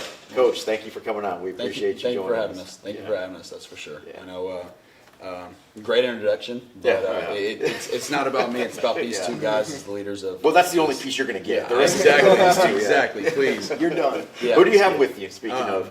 Go ahead, introduce yourself. Trevor Garcia, running back / linebacker. Sean Howe, quarterback / cornerback. Well, welcome, guys. We appreciate you taking time out of your Saturday to jump in with us. I've said it all the time. I know you guys are tired of it, but it is. It's a Saturday. Have y'all started school yet? No. Okay, it's their last weekend probably before they start school, so I'm going to thank them for taking the time out of their last free weekend. So, guys, thank you. So, you guys had a lot of activities this morning. Did you guys have an inter-squad scrimmage this morning? Mm-hmm. Yeah, we were up there this morning. We're able to get a lot of work in and just kind of fine-tune everything and run everything at full speed for the first time. So it was really cool to see it kind of all come together, what we've been working on this past week. Yeah, and there's a change in philosophies, right? You get a new head coach, but it's almost kind of similar to what you guys saw before, right? Kind of a few of the same concepts, so it shouldn't be too difficult to grasp, right? Yeah, no, it's kind of back with what we were doing with Cybert, and when it's kind of what we grew up with what Rockport was up until Ace came in and kind of wanted to go a little bit more spread and passing. Yeah. But, I mean, I think it was pretty easy for most of us to kind of get back in that mindset of the slot and go back into it, and hasn't been too hard for us to get back into it. How many years have you been on the varsity? I feel like I've heard your name for like the last 4. 3. 3, okay. Yep, that makes sense. Or this will be my 3rd. Yeah. Okay. And you're a senior? Yes, sir. I think it's a unique situation here because, like Sean said, they're used to this type of offense. Typically, whenever you go and introduce a slot T offense, there's kind of some rebellion against it. Yeah. But the first day that I came to the athletic period, I had a couple of guys. Roman, he says, "Hey, Coach, we're going back to slot T, right?" And then I said, "Yes, sir." And he goes, "Can we start tomorrow?" And it's one of those things where typically whenever we're working on install, and you've got to work technically. You got to, but I mean, these guys, they're, "Oh, Coach, that's this," and then they're able to grasp it and understand. Oh, well, the philosophy is a little bit different, the numbering system is a little bit different, but they've caught on so well. And so the summer, the past 3 months of being able to install the things that we need to install, they've done a really good job, and that's a credit to what they've learned. I mean, all growing up with Coach Cybert. But it's tough for them because this is the 3rd year, 3rd head coach type of deal. Yeah. And so it's been a really tough road for them, but the buy-in that they've had so far into the vision that we as coaches have has been nothing but unbelievable. And I know as a coach and as the coaching staff, we've been so proud of the way that they've accepted the challenge that we've given them. And y'all have always, you've played in it, and you're a little bit of a different slot T, correct? You're going to throw out of a little bit more than most traditional slot T's. The slot T mafia doesn't. I don't think they allow me to go to their meetings. I haven't been invited very much. No, we're a multiple slot T, and obviously I'm from a quarterback aspect, and I want to throw the ball. So the things that we do, we're going to have our base runs, our power, our option, our sweeps, our traps. But then we're going to do play action passes. We're going to get into the spread. We're going to have the same personnel that we can run slot T. We're going to be able to spread you out and be able to throw the ball around, run GT, counter, little folds, and we have all of that. The only thing is it's in our arsenal. We just got to make sure that they can learn it and we can coach it and be able to retain it because the playbook is that big, but on a Friday night, depending on what we're able to run effectively, then that's what we're going to be able to do. And that offense has been very successful with you and your dad there in Beeville, where you were the offensive coordinator, he was the head coach. So we've seen it. We've seen how it works. We've seen how successful it is, right? So and you guys did. You guys did chunk the ball around a lot. Yeah. So I mean, y'all have had quarterbacks who just don't have the running numbers. They've got the throwing numbers as well. So, man, we're excited for that to come back and see you guys, because we've been to a couple of Rockport games the last couple of years with Coach Seibert when we had carte blanche over there, wink, wink, right. So we were able to see you guys a lot. We actually, and you guys weren't probably even in varsity at the time, or maybe y'all weren't even in high school. You were probably junior high, if that. The COVID year, the Rockport. He was probably on Maybe the Rockport. No, you weren't. It was I think that was our the 8th grade. Rockport Miller year, where Rockport upset. Yeah, that was our Miller's not year. there. The year that we called that game, we were actually calling for Real Sports Live. We Up called on the that top game. of that press box. Yeah, that's wild. And I think everybody in South Texas was watching that after all their games. I remember pulling it up. We were watching it in the coach's office after our game. That's huge. Jay made the Dave Campbell's immediately after. I mean, that's one of the best games we were a part of. That was probably the best game probably we had ever seen. But it goes to show that the toughness that these Rockport kids have, that you guys don't mind regardless of, because Miller's a bigger school than you guys are, right? They've got they have more weapons at their disposal and things like that. But man, you guys, they just shut it down. You know, it's a testament, like I said, to what you guys are grown up with. You know, the player of the game for us that game was the lineman in that game, because you know that's where the difference was made. You know, and we talk about that all the time. I mean, these guys, they're going to get their names in the paper. They're going to get the interviews, but it's really the hogs up front on the offensive and defensive line that make this thing go. Because in our offensive philosophy, obviously, if we don't have those 5-6 guys right there that are doing their job, then Trevor's not going to be getting into the end zone very much, right? And then whenever on the defensive side, if they're not taking care of their gaps, then the linebackers, and Trevor's not going to be making tackles. So it's one of those things where in this offense, it is an important staple of it, and we preach that as much as we can. And I know these two guys, they understand that, and they're the best teammates that anybody can possibly have, because they are very selfless. They at any point in time that they will help out anybody on the team. Yeah. And so it's a pleasure to be able to coach these dudes. So, and I'm going to go back a couple of years, but what's it? I know last year was a few numbers that dropped from the program, right, for various reasons, the numbers. How was it getting those guys back? Because I'm pretty sure you got a lot of those kids back, right? I know. Take a lot of hallway recruiting for that, or it's just like, no, we're back? I know going into last year, he tried to make the program bigger, and it worked at the start of the year, and I think that was when we were almost the biggest our athletic program had been in a while. But I think as the season went on, the year went on, kids just didn't agree with the philosophy or something else going on with the coaching, and it just kind of dwindled down slowly throughout the whole year. But I think with them leaving and bringing in another one, I think everyone was just excited to try it again and see if it was going to work this year, and I think it's been great this year. And I think even the people who came in that were going to do it no matter what the situation was, when we saw how good it was and how excited everyone was for it, I think we were able to tell our friends, and it just brought even more people into the program with us. How was that for you, Coach? Have you slowed down yet since taking on this role? Absolutely not. No. So that was going to be my question. Tell me about your first 60 days. Yeah, just 4 years in. He said it's finally starting to get, the game's starting to slow down a little bit for him. No, it's 3 months and 2 days, and I'm not keeping count at all. But nobody ever does. Nope.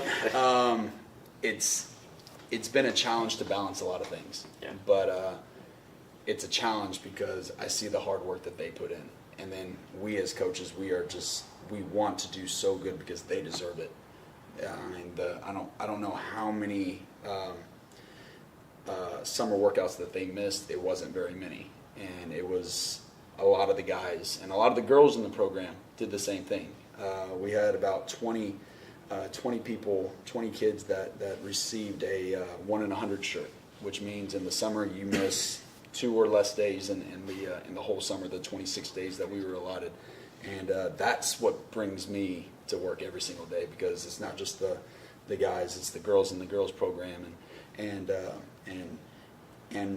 those guys, they deserve it. They deserve to have someone in there that wants to do what's best for them. And I know sleepless nights, but it is worth it when we get up at 5 o'clock in the morning to see these guys at 5:30, and they're already ready to go whenever we have practice at 5:50 or 6 o'clock. And it's the hunger that they have. It's worth it. And I think and I hope they understand how much these coaches care about them and what we're sacrificing to make sure that they get the best opportunity that they get. And you're one of our first coaches, I think, that's we've had on the show that I can think of right off the bat that's had, a mentor, as a dad Of that caliber. that you grew up. I mean, you grew up probably diapers on the sideline, right? So how was that for him once you got that head coaching, that role finally?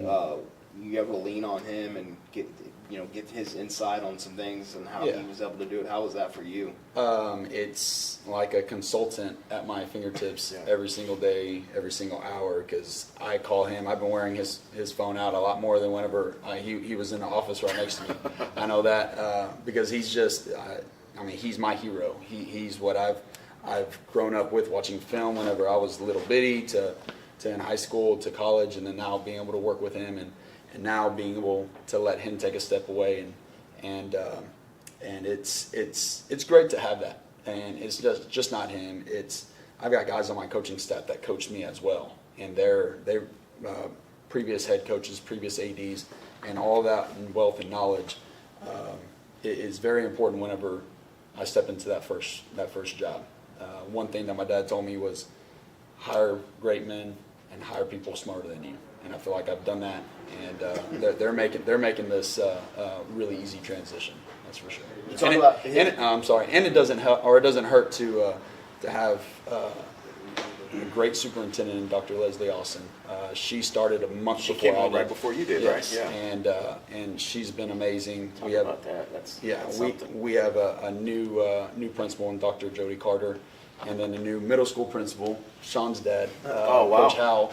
The leadership team that we have at Rockport Fulton ISD is second to none. They're so supportive in what we're doing in the athletic world, and we say that athletes, they win games, but the administration will win championships. And right now they're setting it up to, hey, they're allowing us to do the best that we can. And so, as a school district, that's something. And as an athletic director, I have all the support of my superintendent, my principal for sure. I can say this too about Rockport, since we were pretty close with Jay and them, because the one thing that always stuck out was that the town is extremely supportive of Rockport athletics in general, football especially. The administration has always seemed to get things done. The hurricane was crazy, and then they were able to get the new gym out of it, I believe, and revamp some stuff. I know last year y'all finally came over from the traditional sod to you have turf now. I mean, beautiful field. Things like, you're talking about your administration super supportive. There's a lot of great things with Rockport. And when you played them as well, I played them as well. I always felt like Rockport was one of those teams that might not be the best team out there that year, but man, they were a tough out. And when we watched those games in the past, the thing that's always stuck out to me was a lot of good character on the sidelines and a lot of just toughness, right? Never really quitting in games. I want to say, man, we maybe saw a couple losses live, but if they weren't beat downs or anything like that. It was tough football throughout the whole day. So I think the situation you came into with Rockport is tremendous, and I'm kind of glad that the change did happen, because from what I saw last year was this is a little disappointing, even though I'm not a Rockport guy, but watching Coastal Bend. We kind of are. Yeah, we really are.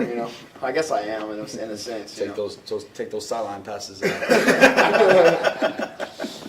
I have actually a Rockport T-shirt at the house for the Ace wears. But I don't know, man. I think it's interesting. I think it's cool. I think I'm pretty excited for the hire. I'm interested to see what you do with it. I know I talked about the admin, the support, but the community supported as well. A couple years ago, they passed a bond, and it's building a brand new part of the high school, and along with that, it's a brand new athletic facility that we're going to get a brand new weight room, meeting room, boys and girls locker room, training room, meeting rooms, and it's going to be a great facility, and that's hopefully is done by next December. So practicing over there in the oak tree grove? No, because we're able to practice on the turf, because we go early in the morning.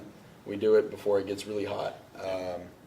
but we do have the practice fields over there if we need to go in the afternoon and it is too hot, and especially next year with UIL with the wet temp globe, it's going to be a interesting. That's deal. going to be tough because the way that radiant heat comes off the turf, that's going to be hard to get under that WBGT. Yeah. But, Yeah.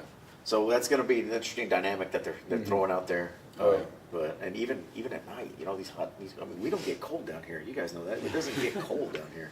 So even in these October night games, I mean, that turf is still close to 100 degrees. Never play. And I hate to say this, but never play at San Diego unless it's a night game.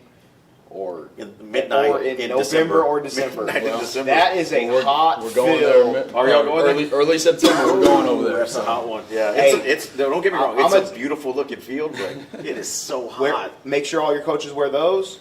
Wear white cleats and white socks. I'm telling you, I wore black shoes onto that blue turf.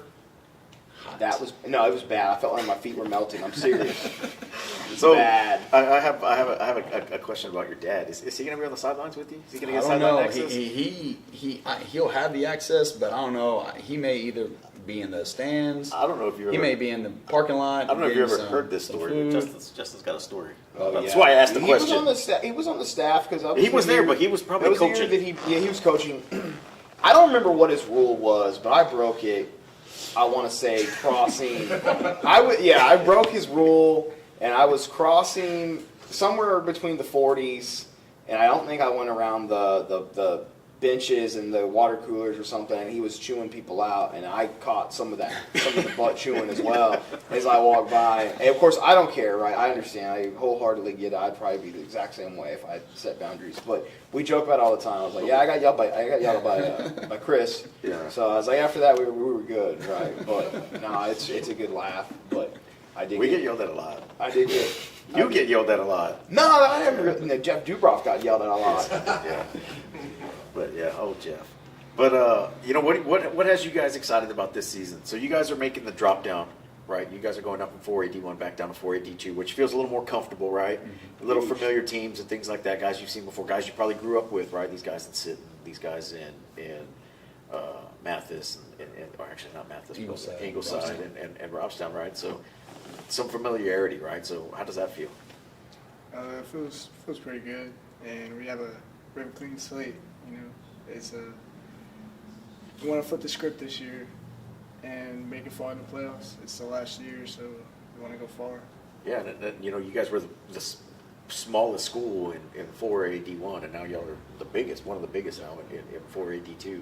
So that's got to be good. We worked with Luke's brother for the longest time, with Jay's brother Luke, and he was like, man, we're gonna.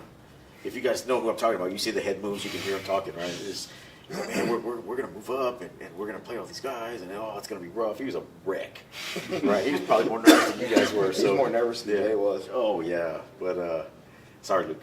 And it's good. It's good to have you guys back where you really belong, realistically, right? And you'll be a little more competitive. Not that y'all weren't competitive there. There's other things that happened last season and whatnot. So it's going to be good to see you guys back in this familiar district again. What did you play your first year on varsity receiver? Yeah, I was like our tight end / like slot. And then last year is when you transitioned back over to quarterback. Back to quarterback and finally. Quarterback. How was that for you?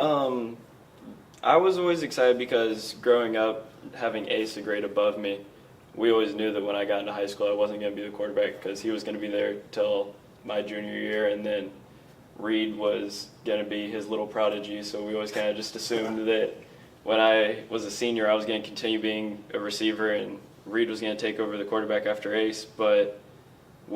So I went into it super excited to be one of Ace's receivers, and it was a really fun year. And then when we found out that he was leaving, it was kind of just like everyone in Rockport kind of knew it was just going to get thrown back onto me because that's what I played in middle school. That's what I played my freshman year before I got moved up. And so it was kind of like we knew it was going to happen, but it was still one of those nerve-wracking things for me to try and get back into it because I hadn't played a snap of quarterback on varsity, and to get back into it, it was a little nerve-wracking. And how nice is it to have a coach this year that has been there in your shoes and had to step into that role as a quarterback, and he's able to kind of guide you through some of these moments? How's that? It's been great with the learning curve, and even though I knew a bunch of the slot T is different than his slot T. So, I mean, the way we've been able to connect and conversate and just be able to get past any of those little humps in the way we've been able to get past them. And I think it's been awesome having him as my mentor. Not very many better to have. Yeah. Well, sorry, I said we were going to stop with that, but I'm sorry, I had to throw one more in there. Right. But What grade is Reed? A freshman this year? He's a sophomore. A sophomore? Yeah. Yeah. Okay. Dang, he's grown up. And again, I played like, for his dad too, so man, he's grown up too. Like again, these guys, they've been a sponge. Like just everything that we've been putting onto them. I mean, Trevor, we had inner squad today, and he did, I don't know how many plays he did on defense, but then like offense, we went again, and then it was just everything that we knew but wanted to see, right? Yeah. And then Sean making sure that the offense is right, and the how much he's been able to accomplish. And I tell him one time, and it just, I see it in his eyes. He processes it, and then we're able to make those calls on the line of scrimmage, and we're going to put a lot on him. It's just it's been refreshing to be able to have those types of kids, and it's just not them two. There's 47 others that are just that way. Just a small sample size, right? Yeah. And it's been really, really good and very exciting. Very excited. I'm excited for it. Yeah, we're excited to see. I mean, your first year head coach, first year AD. We're excited, man. We're excited. Our sport was like a second home, man. So it was. It's going to be good to come home. Yeah, right? It's gonna be good to we come didn't home. go at all last year. I don't know if you remember. Imagine So Eric and his dad were one of our first guests on our show. Remember? Do you remember when you guys in the Valley? They were already. They did it from their office. Remember? It was when we were straight podcast. We were straight podcast. Okay. Yeah. So you guys were one of our. We're the day ones, right? Some of the day ones when we first started. Yeah. So we appreciate you guys then. We appreciate you guys now. Thanks for again. I like to park in the back behind the stadium. that little bowl, that little circle drive is where I usually like to park. So. That's the VIP parking. I don't know if I have the pull to get you one of those yet. Gil does, right? You forgot to mention your outstanding communications officer, Gil. Hook us up, Gil. But guys, thanks for coming on. We appreciate you taking time out of your Saturday. I'll say it a million times. I know you guys are busy. Y'all got stuff going on. It's you and your wife's last weekend before the season starts. So again, apologize. Send our apologies to your wife. It's okay. For She's us. in the car right now. Oh, that's even worse. She wanted to come. She wanted to come. Could have came in. Yeah, she could have checked the new we got the kids. They would not be quiet. So we're gonna go get something to eat, and then we're good. Okay, no naming any restaurants. Yeah. Okay, I don't know if you were here for that, but we had a whole thing about that earlier. Okay, guys, thanks for tuning in. Thank you guys again for coming in today. We're gonna check in as the season goes on. If I can't get a hold of you the way I used to, I'll get a hold of Gil and you'll relay my message. You're on Twitter, right? Mm-hmm. Yep. Okay, I think I need to find you on there. He's still on there. Yeah. Guys, we're gonna take another quick break, and then we will be back with. We'll keep it as a surprise. You'll see when we come back. I don't even know who it is. Stay. Hi, I'm Brian Williford, president and owner of Al Williford Chevrolet in Portland, where we've been family owned since 1984. One word that we love around here is community.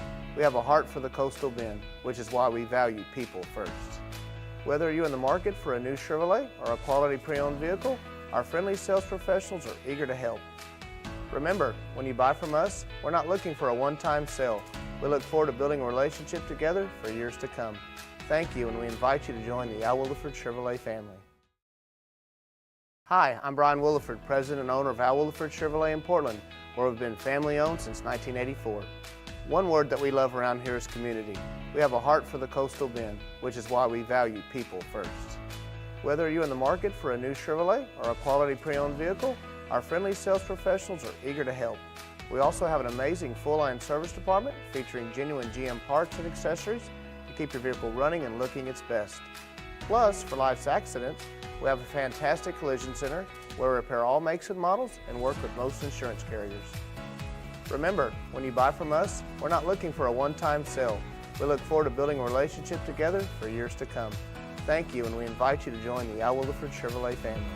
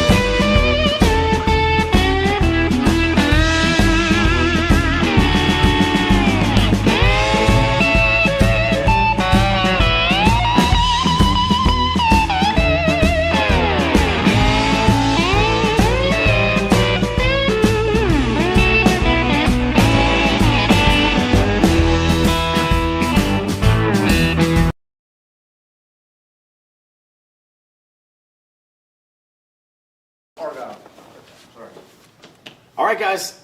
Again, thanks for staying with us. We're pushing 8 o'clock tonight. We're running a little behind, but I think the time's worth it. I think we're getting a lot out of it. We're getting a lot to meet these local athletes and these coaches, and hope you guys are enjoying it.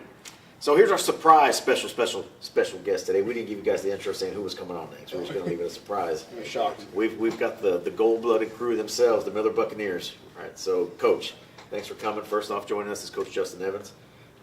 Been the head man for a while. He's doing a lot of great things there at Miller. Coach, who do you have here with you today?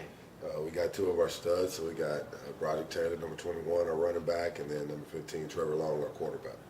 First thing I want to say, Trevor, is that's some nice lettuce. Yeah, going on there. That's come Trim a long that up way. because I feel like it's been that length forever. No, it wasn't that long last year, right? It's keep growing a little bit, but I haven't cut it in about 3.5 years. So there we go.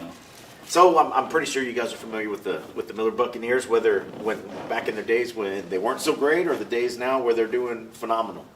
Coming off last year, 13-1, 7-0, 5A D1 region finalists. You got 38 lettermen coming back, only 15 lost, 8-8 starters coming back. It's your 8th season, Coach. So 8 years already. Dang. I know. That's it's gone fast. Yeah. It has gone fast, right? So I think, yeah, the year after he started, we started because we're at year 7. Yep. Yeah, so we coaches at day 1 on this podcast.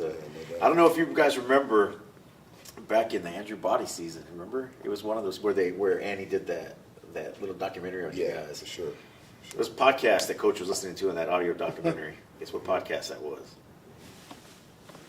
You're watching it, right? So we go back a long way, right? A lot of ups and downs, right? The last few seasons, Coach. You know, I want to ask an overall retrospective question. What have the last 8 years been like?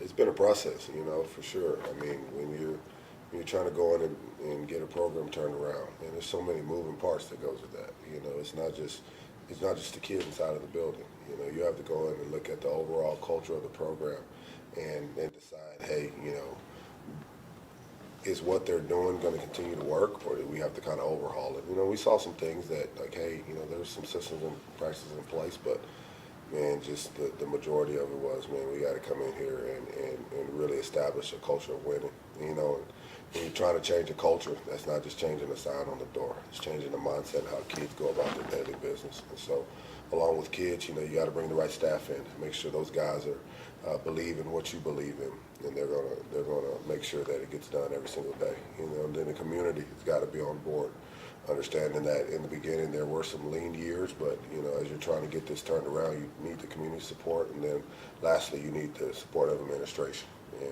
and your school district to pour resources in and give you the support that you need to go out there and do it. So all those things collectively, you know, if those things are moving in the right direction, the football stuff on the field just takes care of itself. You know, we've always had good players at Miller, lack the discipline piece, and so we've been able to over the last 8 years. And culture is fluid; it's ever evolving, right? So you've never arrived in culture, because the second you think you've arrived, that's when it'll hit you in the mouth. So it's a daily mindset and a daily attention to detail to make sure that you're doing what you got to do to make sure you continue the winning and make sure your culture is strong. So, Broderick, I want you to take this one first. So, you're a running back, and you kind of splashed on the year last year, maybe towards the end of the year before that, when you started becoming a household name. Because, like it or not, you're a household name around the area, right? If not the state now, you know. There's been a long line of running backs coming through Roy Miller High School, dating to way back when, right? How does it feel to be the next one? It feels great, honestly, having a lot of family coming out of Miller. So I got to know the school a lot. And just them giving out tips and the coach staff helping us out made it really, really good just to have that all come to me. And just made it easy.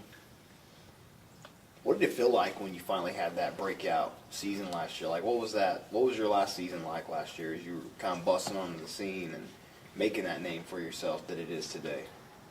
It was just really exciting to get to play out a game I love. And the team made it easy. The O-line had a lot of experience on there. So that really just helped me out. Made my job easier. What's it like having a guy like this right here next to you, kind of helping lead that charge on offense? It's great because he puts on a lot of work and discipline, and he's a great leader overall. Trevor, what's it been like stepping in? I mean, you're following a legend, a Corpus Christi legend, right? Yeah. What's it been like kind of stepping into those shoes? Yeah, it's definitely some big shoes to fill, but I've gladly accepted that responsibility and that role. In terms of being quarterback, you know, it's always a big responsibility. You're the leader of the team. You got to continue the culture and the success of the program. And a lot of pressure is put on you, and you just got to take that in and keep leading the program in the right direction. So what's it been, as you guys growing up, what has it been like seeing from the outside as a little kid? You know, you guys have been in the feeder program for a while. Contrary to popular belief, they're not just coming in to play football. These guys have been part of the program for a while. So what has it been like growing up, seeing how Miller was bad? I mean, and let's not be shy about it. I mean, they were bad. Coach Evans coming in and turning everything around. You know, how's that been like? Let's talk from a fan standpoint, not as a player. What's that been like for you guys? Yeah, when I was a kid, the CCISD school was Carroll, and when we would go to the Carroll games, we'd see Carroll versus Miller, Carroll versus King, and Carroll versus Miller was just a blowout. You know, we knew Miller wasn't ever really good. We knew they had talent on the field, but they always lacked a certain piece to it. And with Coach Evans coming in and completely changing that culture, my 7th grade year, I got to be put into the Metro program. And that's when he got installed in Miller, and I really seen the turnaround and the change and the success that was coming, and I think I knew that I was in the right place to put my future in. Well, here we are. We're sitting in year 8, right? And I feel like we've been on this ride with Coach Evans for a while now. Man, we've you know, he's been a day one friend of the show. Yeah, let's not go there. Yeah, we'll never get over that. I was gonna say that. We'll let you. And we'll talk about that in a little bit. But you know, it's crazy because we've been there through the highs and the lows, right? We've seen the massive success, and then you know the crushing game, right? That usually has ended it a couple times here and there for y'all.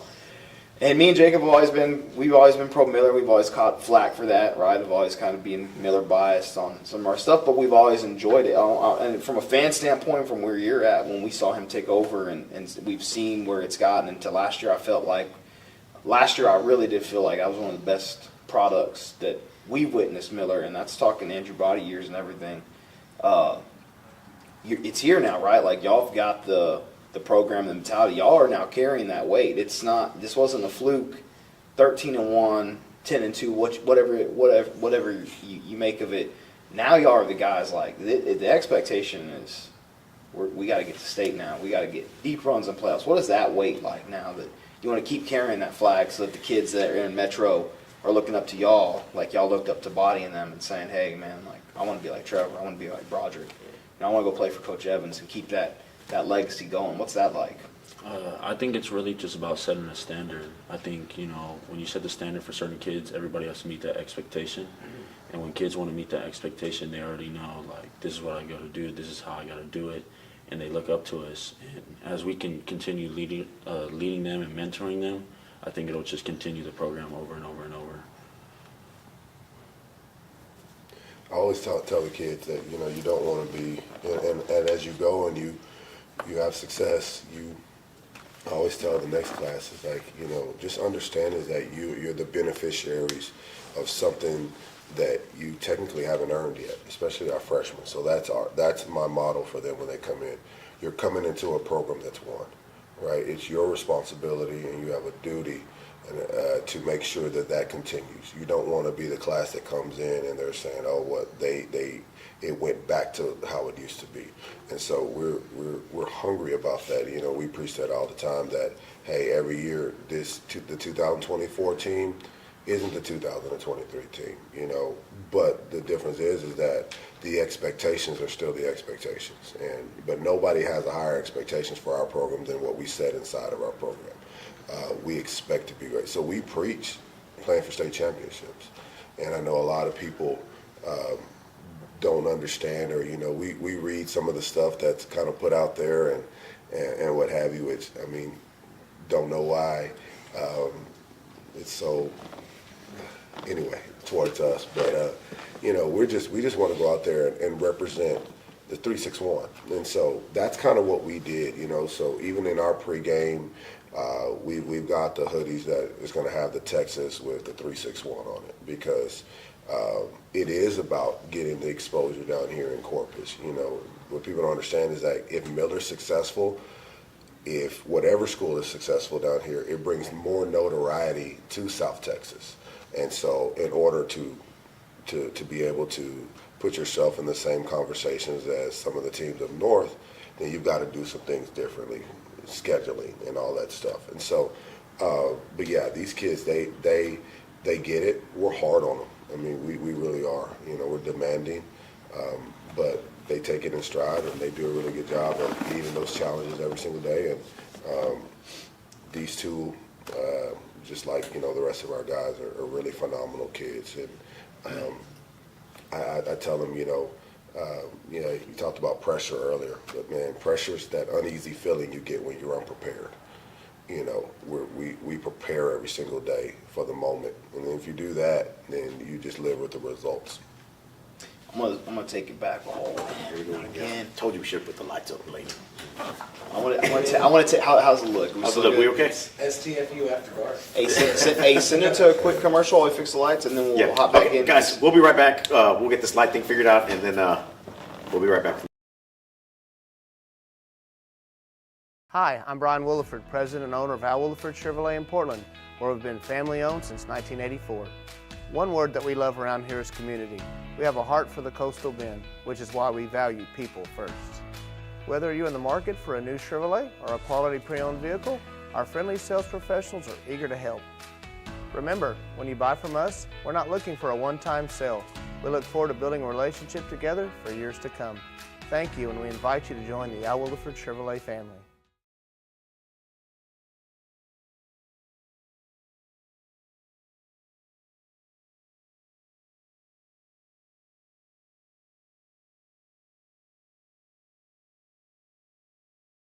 Hi, I'm Brian Williford, president and owner of Al Williford Chevrolet in Portland, where we've been family owned since 1984.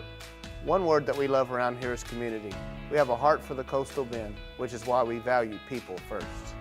Whether you're in the market for a new Chevrolet or a quality pre-owned vehicle, our friendly sales professionals are eager to help. We also have an amazing full-line service department featuring genuine GM parts and accessories to keep your vehicle running and looking its best. Plus, for life's accidents, we have a fantastic collision center where we repair all makes and models and work with most insurance carriers. Remember, when you buy from us, we're not looking for a one-time sale. We look forward to building a relationship together for years to come. Thank you, and we invite you to join the Al Williford Chevrolet family.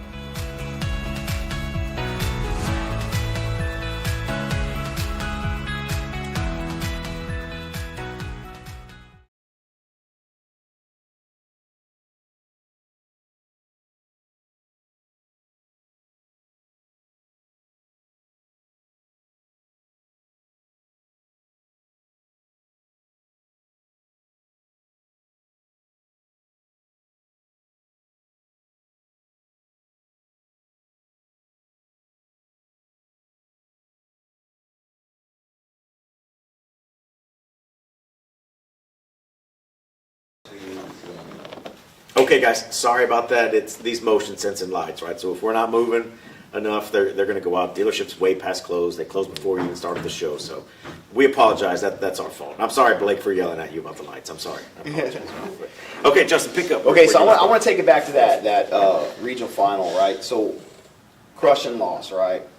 I wanted to punch the computer screen for you. The 3-6-1 thing.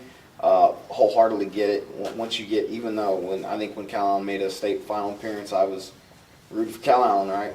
But what did that loss do to prepare y'all for this season and kind of drive y'all as players to say, man, I don't want to feel that way again? What did that loss do? What kind of character aspects do you think that built for y'all?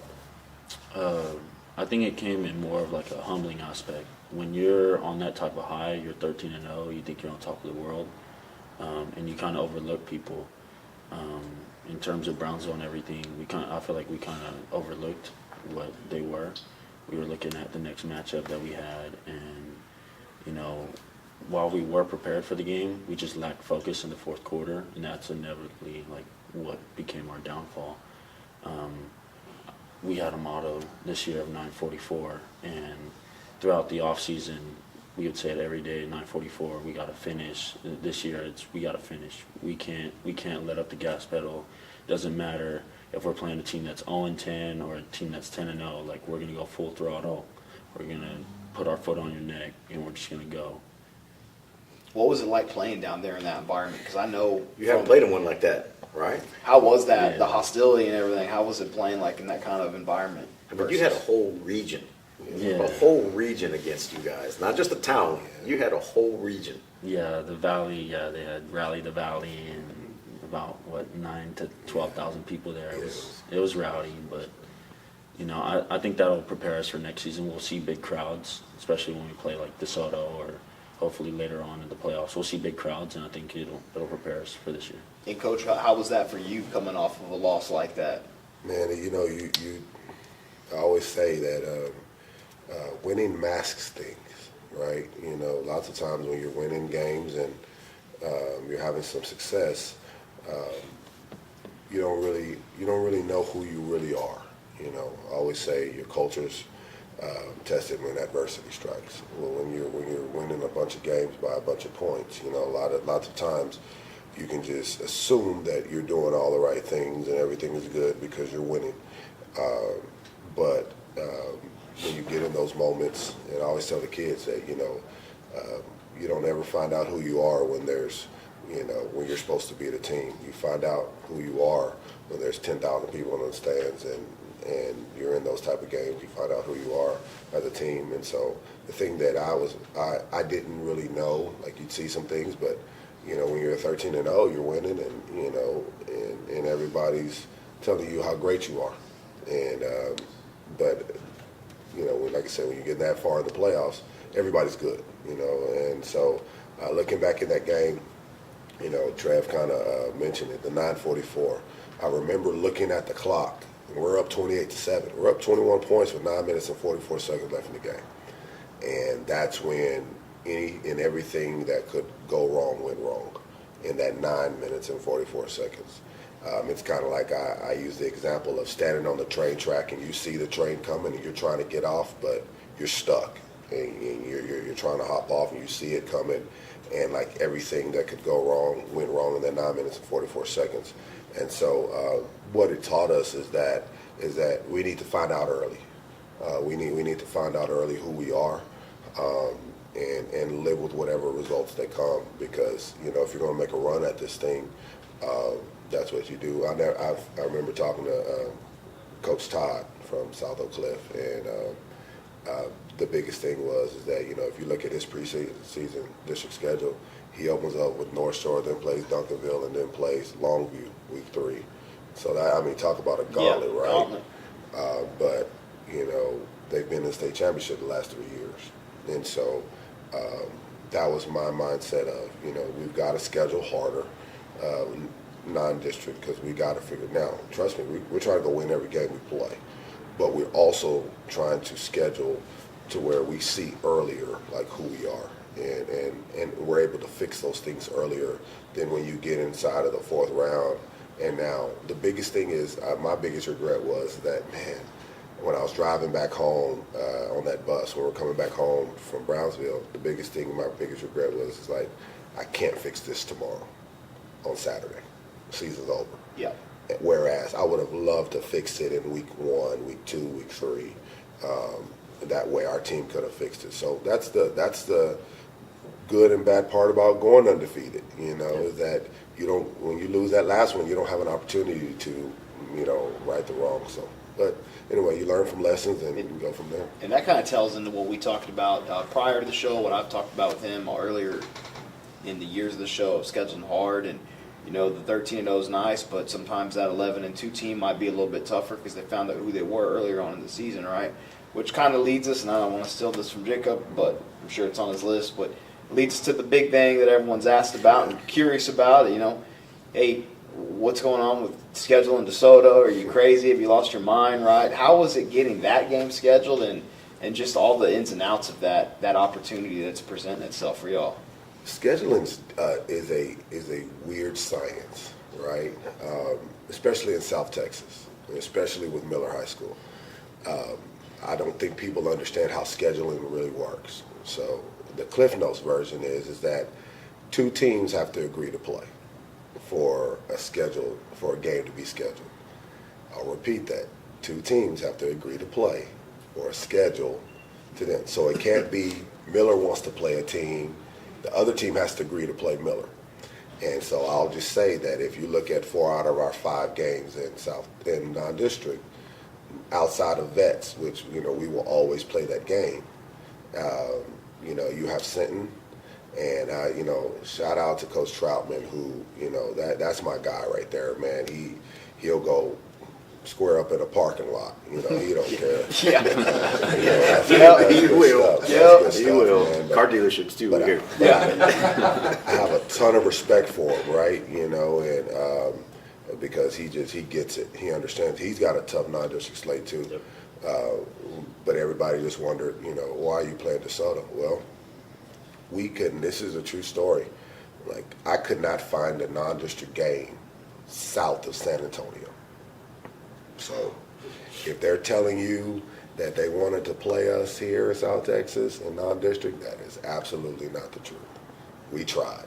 But anyway, it happens for a reason. So we go and we're going to play who we put on the schedule, So, we picked up, Clyde and I were talking. Mathis has become a mentor of mine, so at DeSoto. And so we were talking, and how it originally came about was last year in 7-on-7, we played DeSoto in the first game at the state 7-on-7 tournament up there, and we ended up losing like in the last 2 minutes, but I'll never forget Clyde coming up to me at the game. He says, "Man, dang, y'all got some players down in South Texas we didn't know about," and so it was huge, and so we kept in touch. We talk all the time, and so we're sitting around realignment, and he can't get anybody to play him in the Metroplex, and so I'm down here, and I'm like, And Clyde, I'm having a hard time finding games, right? Like nobody is, wants to play us. And so anyway, he said, well, why don't we just play each other? I said, oh, okay, wow. I said, I ain't gonna lie. I said, well, let's do it. I said, but I ain't driving to DeSoto. I said, and I know you ain't driving to Corpus. I said, Coach, let's meet halfway. And so we said, all right, let's do it. And so originally we were supposed to play in San Marcos. He's a San Marcos alum. So he played football at Texas State. Yeah, he played football at Texas State. So he played. And so that game didn't work out because the venue didn't work out because San Marcos, Texas State has a game the next day against Oregon State. I think they're coming there. So they didn't want to do the whole cleanup deal. So he said, what about the Alamo Dome? I said, well, Clyde, that's a little bit closer for me. He's like, for the Dome. He's like, we'll make the extra trip just to do that. He said, let's just do it for the fans. Let's do it for the community and what have you. So, yeah, that's what we did. That's how we got the game is. And, you're not going to find, kind of going back to what I said, you're not going to find a better matchup than the two-time state championship. They've got some dogs. We've got some dudes, too, and I think that, in that game, one thing is I'm going to ride for my Bucks, and I hear all the chatter and all that stuff, and it's comical to me. We use it some as bulletin board material, but one thing I know is the guys in that locker room, they're not scared. We're not going to the week 3. We're not going to Alamo Dome for a sightseeing trip. We're trying to go win the football game, because every time we step on the field, we're trying to win. And so, man, I'll take these guys anywhere, because I know what they believe in. I know they're made of the right stuff. And so, but that's going to come where we're just worried about having a good first day of practice first day of school practice on Monday. And then when it comes, we'll be ready for DeSoto when it comes. How's that for y'all? Looking forward to, you don't want to look over the first couple games, but knowing that's on your schedule and getting to actually match up with that type of talent. I mean, that's the cream of the crop right there, man. It's DeSoto football. Yeah, I mean, it comes down to us wanting to play state championships. We know we're going to have to see teams like that, and it prepares us for the future. And I just think it's a great challenge for us, and I think we'll be put to the test, and we'll be ready for it. Yeah, I mean, took everything I was going to ask out of my mouth. I got nothing to say. I'll tell you right now, I got buddies that have been blowing me up for last couple months. Hey, you going to that game? You going to go watch that game? You think we should go watch that game? I'm like, hell yeah, we're going to watch that game. There's no way I'm not going to go watch that game. Yeah, we're definitely going to be there. We haven't planned our games out for the season, but we know week 3 we're going to be in San Antonio. Come on, haters buy tickets too, right? They do, right? And you know what? You're going to get a bunch of those there too. Yeah, come on, make the trip. Sit in the stands when we watch. Sit in the stands, and I know a lot of them want to see Coach Evans get beat by 70. So come on, buy a ticket, go get you something to eat. Come on there and help us pay for the venue. We appreciate it. But you take their money too. You're never going to win that argument. Yeah, I mean, if you didn't schedule them, you'd be like, they're scheduling too soft. Yeah. Now you schedule them, like, what are you thinking, right? You're never going to win that argument. Yeah, right? You'll never win for losing with us. My take on it is, believe it or not, folks, there's bad teams in the DFW area. There are teams up there that have to play DeSoto week in, week out, every year that are not their caliber. I'm not taking anything. That's not a shot at you guys saying y'all aren't their caliber. I'm just using that as an example. Their season goes on. Their team's not diminished. They're not broken by injuries in 1 week. They play the next week, guys. So I mean, that's the thing. It's that I don't know if it's a mentality of maybe it's. Why are we scheduling those guys and not we? Why is our region scheduling a team like that? You know what I mean? I think you should look across the board. There's a lot of teams that have started that approach. Look at San Benito. They went out and they got Carthage week 4 or 5. They got Austin Wesleyan. Cuero's going to go down there and man up against Harlingen. Harlingen, it's a valley school. Harlingen's normally a 5, 6A powerhouse for their region. You're talking about a 4A team jumping up 2 classes to go play them and them accepting it out of respect for Cuero. So, I love it. I hope that's something that we can continue. I hope that 361 football continues to schedule those games because not only is it a great opportunity for you and your program, it's also a great opportunity for this area to see some really good football being played. And I'll go drive 8 hours to watch a game like that versus a cupcake in my backyard. Sure. And I think that's the thing, man. You know, like they're now talking about it achieved the result that it was supposed to do. People don't understand. Like, you got everybody in South Texas talking about it, but then now you've got people up in the Metroplex now talking about it. You know, now we're who is this team down there? And then they start doing the research, and then Claude gets it. You know, when he did that interview at coaching school, like he wasn't blowing smoke. Like he's turned on the tape and watched it. They don't understand, man. We returned 6 All-State kids. You know, we've got Power 5 kids on our roster. We got kids that can play. You know, and they do too. And so I always say the Soda's not coming driving 4 hours, staying the night over. You know, they're coming down Thursday.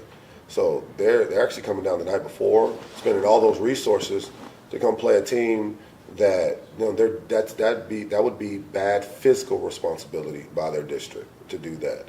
Like, and their people are not gonna let them do that. They know that we're a relevant football team, that we're gonna come give it everything I got. And at the end of the day, that's all I ask my kids to do: go out there and play hard. But like the amount of publicity that is generated for this game we're excited. I mean, our kids excited, but we know it's a non-district football game. You know, that's it. That's all. It doesn't mean it's not gonna. I told the kids, you can beat DeSoto and go 1-9, and you're not gonna make the playoffs. You know, same thing with us. They could beat Miller and go 1-9 and not make the playoffs. It doesn't, in the grand scheme of things. Let's go see what that speed of the game is, and I think that's really what it is. It's the speed that they play at. Those guys are fast, but we're fast too, and so we'll be excited for the challenge, and we'll see what happens. You got anything else? No, it's rock solid. Yeah, I think we're good, guys. Thanks for taking. I'm telling everybody, thanks for taking time out of your Saturday. You know, start school on Monday. It's your last free weekend. You got your wife driving around in the car, trying to take care of the baby right now. Yeah, sure. She's probably hurt right now.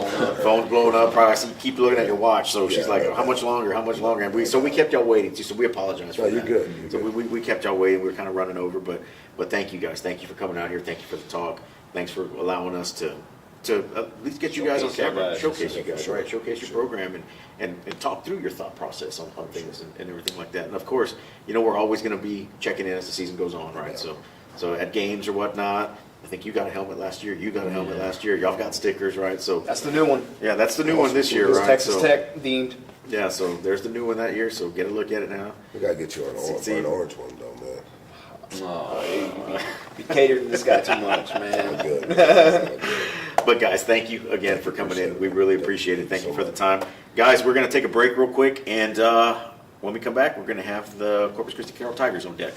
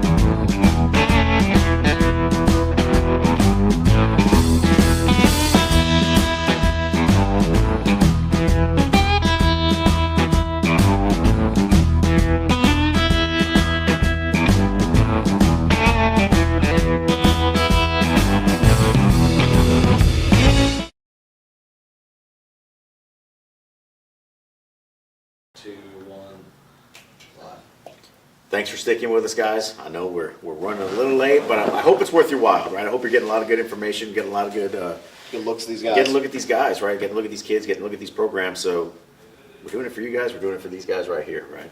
So speaking of these guys right here, next up we've got the Corpus Christi Carroll Tigers. Coach Calallen, the head coach. Coach, good to see you. Yeah. It's been a while. Yes, sir. All right, so yeah. we got introduced last year when we presented Leroy's helmet. Was it last year or the year before? Yeah. So that's it's the 2 first years. time. 2 years ago. God, it's been that long already? Already. Yeah. So that's our first introduction. That was your first season there, coming over sir. from Sunnydale? No, Somerville. Somerville, Yes, that's right. Yeah. So welcome, guys. Who do you have here with you today? Running back, senior captain, Robert Muhammad. Middle linebacker, Tristan Wiggins, senior captain. So felt like these are two good examples to bring of our team, and they exemplify everything that you'd want in a student athlete. So, well, welcome, guys. I've heard your name a lot the last couple of years, man. You put together a nice little career over there, Carroll. He's okay. You got to keep him humble, right? He's nice. You got to keep him humble, right? Wasn't familiar with your game. Yeah. So the Carroll Tigers coming in from a 5-5 season, 3-4 in district last year. 29 returning lettermen, 26 lost. Starters coming back 7-6. This is your third season. Yes, sir. Right, Coach. So you know, you guys are slowly building your way back up, right? From where it was. I'm pretty sure everybody watching this show knows the history of Carroll High School and the Tigers football program. Really big in the late 80s, early 90s with Coach Slaughter. A lot of household names. Jermaine McDowell on that team. I send a lot of household names as I'm searching for names now. Right. Carl Greenwood. Carl Greenwood. I mean, just a lot, right? Lately been on a little bit of a downturn for the program, right? They opened up a new school at CCISD, kind of everyone wants to see the shiny new thing, so you see a mass exodus of students, not just from Carroll, but from all over Corpus. You see them going to that way. And oh, you're talking about when the vets? When vets opened up, yeah. So that was before you got here. In London. Yeah, and London, right? So, and John Paul. Right, so you've got all these neighboring schools there that are robbing from the pool, right? But lately, as of late, looks like you guys are kind of got their own shiny new toy. Yeah, you guys are the shiny new toy in CCISD now, right? So for you guys, what's it been like opening up that new campus, having a new place to call home?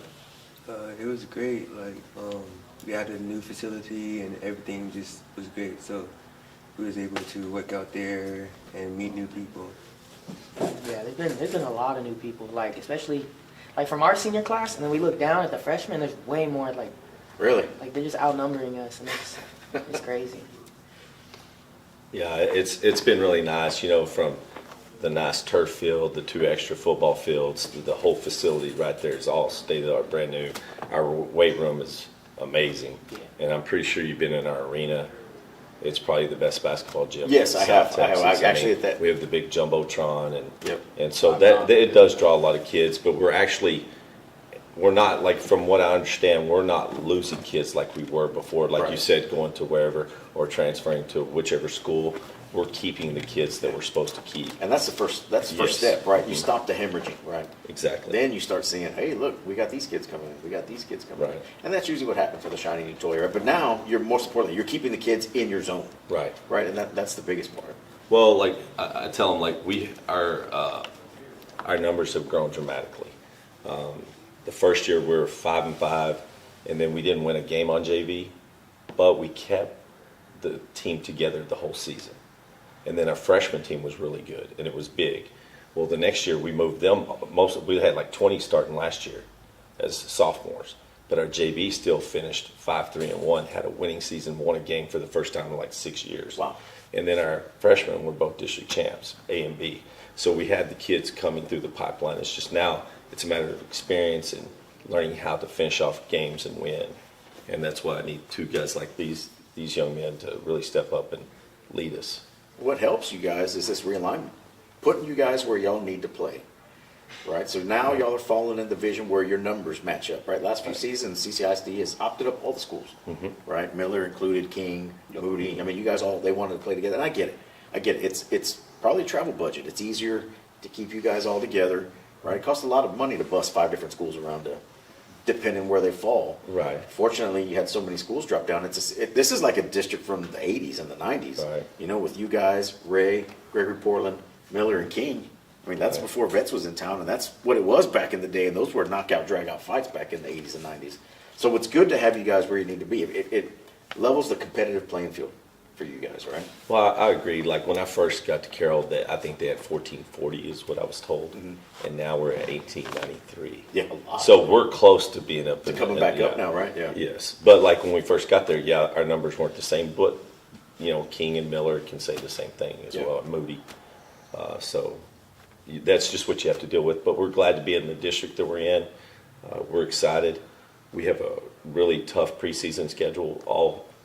Every team that we're playing are all made the playoffs last year, so we will be battle tested before we even get into district. Who's on y'all's pre-district slate?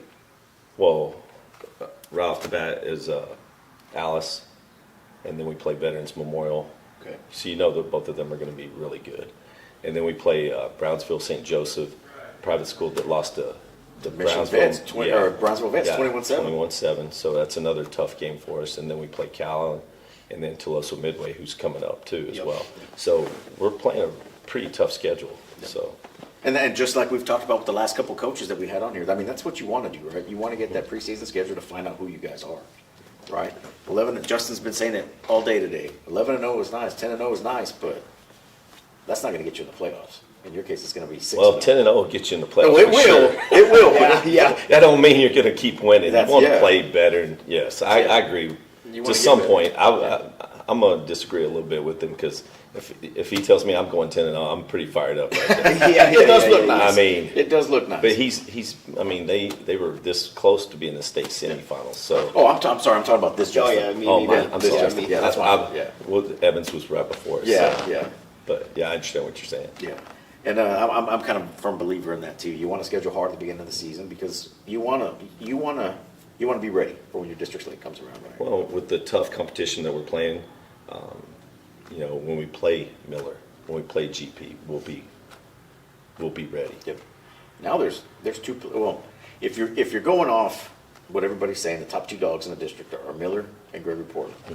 2 playoff spots open. Right. Right. So that's man. You guys are in the hunt right away.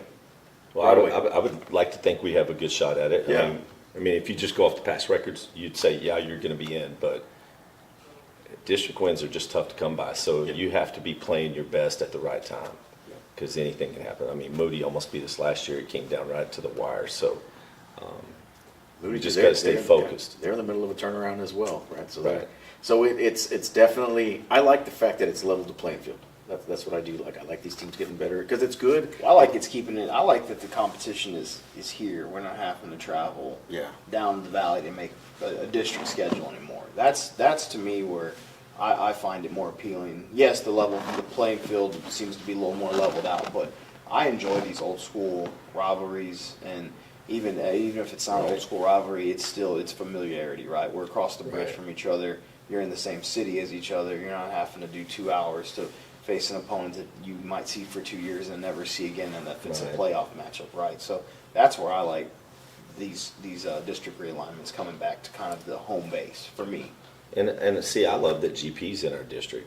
We were playing them regardless. The Battle of the Battle of the Bridge. Yeah. So, I mean, whether we play them in district preseason, we're playing them. So, I mean, they have film on us. We have film on them. They're like a district opponent to us anyway, because that was just one of the games they said, you're going to play them no matter what. Yeah. Now there's more on the line. Right. Now it's even bigger. Yes. And what goes back to the last time I think we were in the same district was the what they called the super or the mini SEC, right? We had the 10 or 11 teams down here, and we had 2 zones, and you had to have that was like 2 years ago. That was a while back. That was before we started. We were right very beginning of it, about 2018, 2017 maybe. Is that what it was? They had the big districts like that, yes, sir.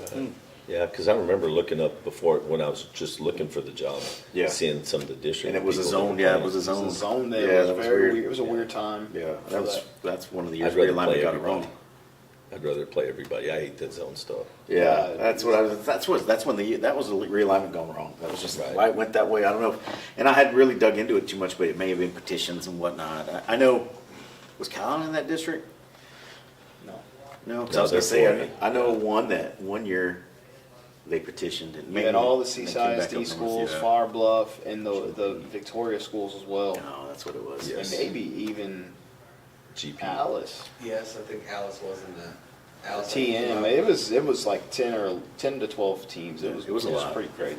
So, Coach, what have the last 3 seasons been like for you? Coming in, knowing the tradition, like you just said, you looked at previous schedules, district opponents and whatnot, and looking at the history of Carroll. Coming in when you did, what's it been like to come in with the way it is and building it back to the way it's going? You know, having kids like this and that first strong senior class that I had, it was awesome. Like they came in, they were hungry to try to turn it around.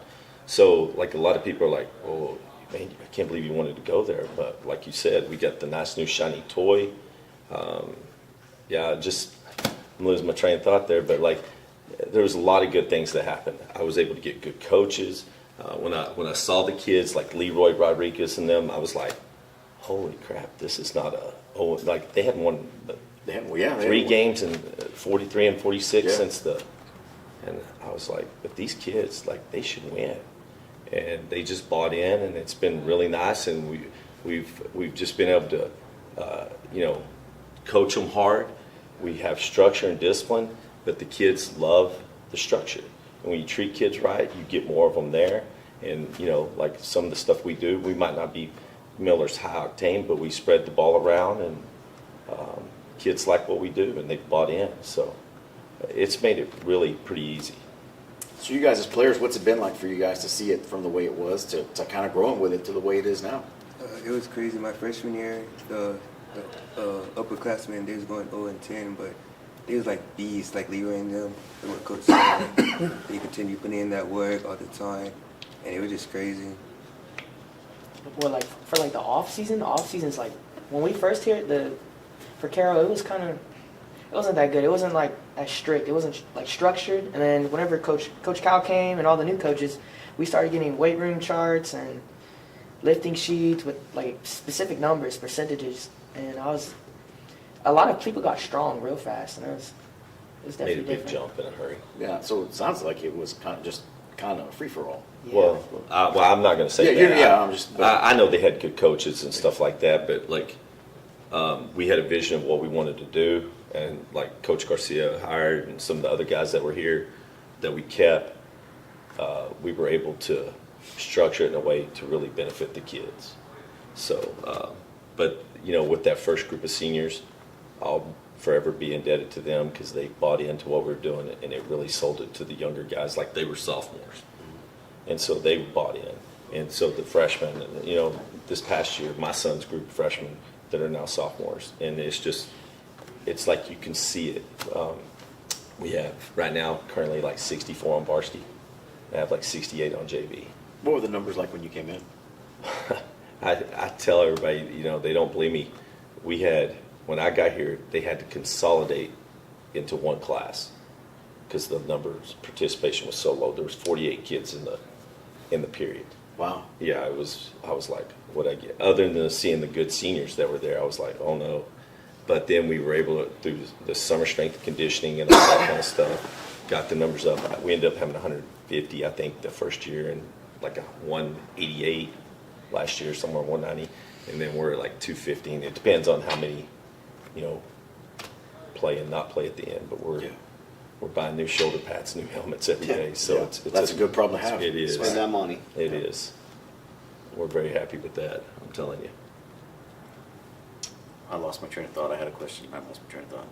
That's rare. I was going to tell you, I had, when I left Somerville, I had 48 kids in a 2A school. So that tells you. That's an eye opener, right? Yeah. Yeah, and we were talking about, and you can make it work. It's difficult, but you can make it work. Like we were talking about Ricky Locke yesterday at San Antonio Southside. They're a 5A D1 program. They opt up, and they carry a 35, 40-man roster.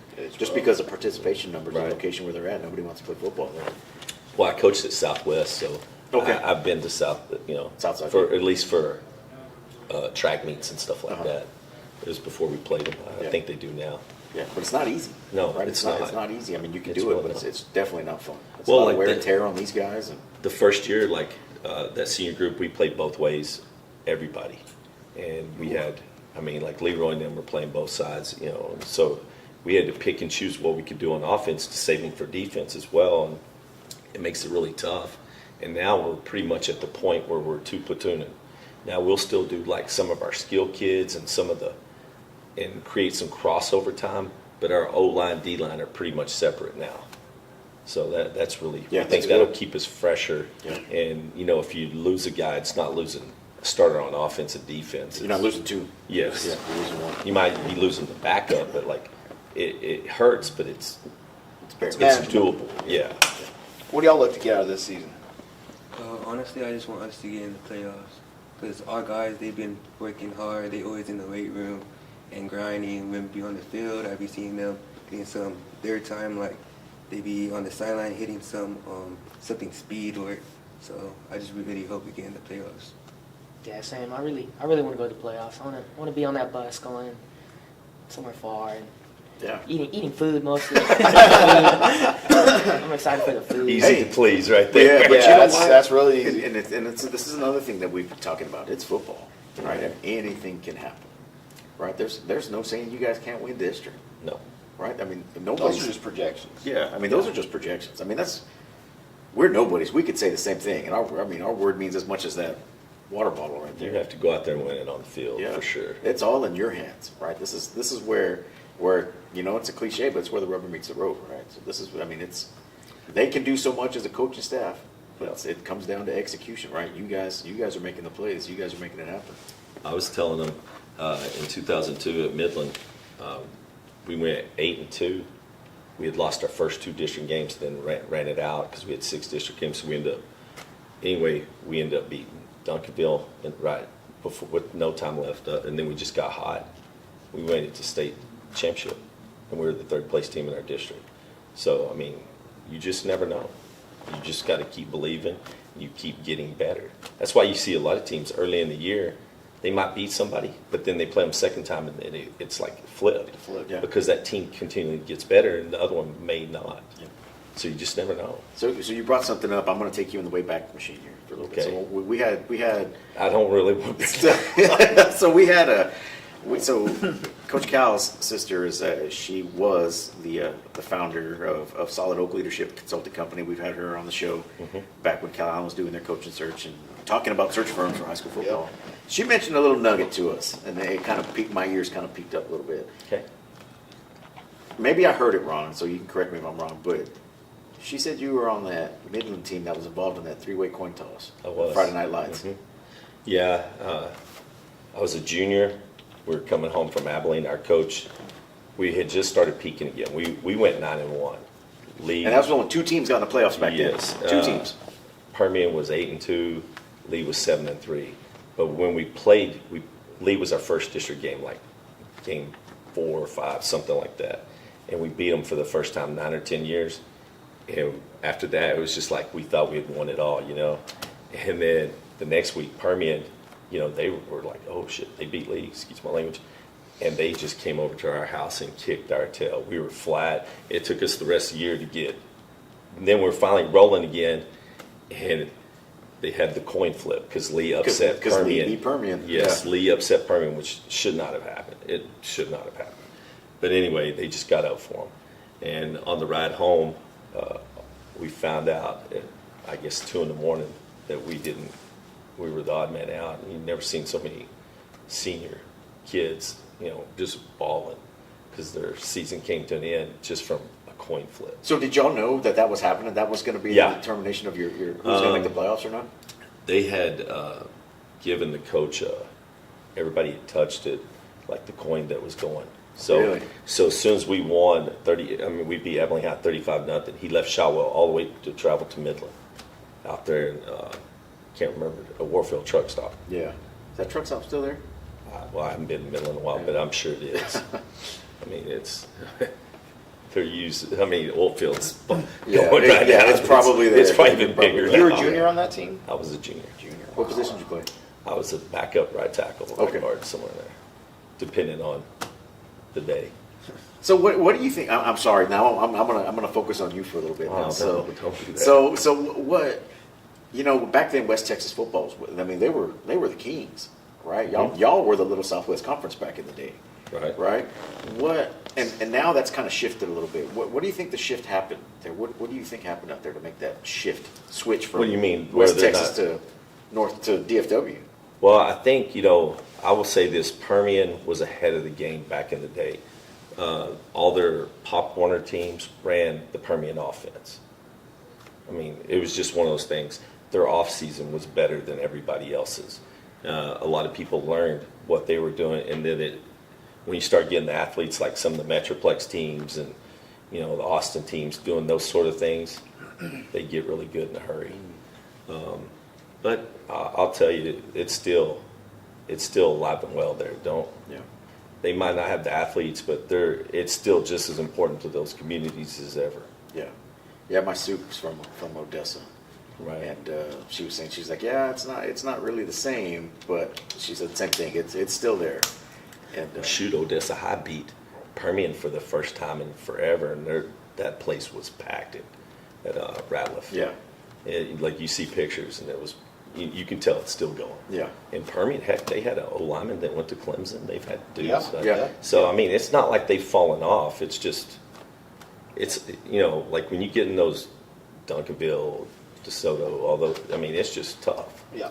I mean, you might be. And that's one, who they play right off the bat. You know what I mean? That's who they're going to grab round 1, round 2. Well, my buddies at Midland High, they played DeSoto when they won their first state championship under Peterman. Mm-hmm. Took them 49-47 at Grande. You know, there in Midland. Yeah, like I mean, easily could have beat DeSoto. Yeah. And then DeSoto ran the table and we're 16-0. It just. So you were at Midland, and there's Midland Lee, right? Right. Well, Legacy. Yeah. Legacy. Midland Lee. Yeah. How was that rivalry back in the day?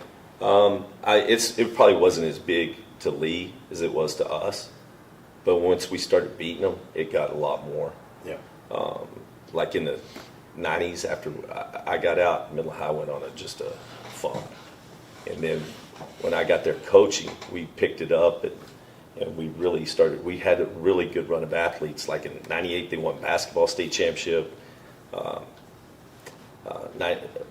2001 baseball state championship, and then we went to state. And so we had a good run of athletes, and we would compete with Lee's like every year of battle. So it got a lot bigger. Yeah.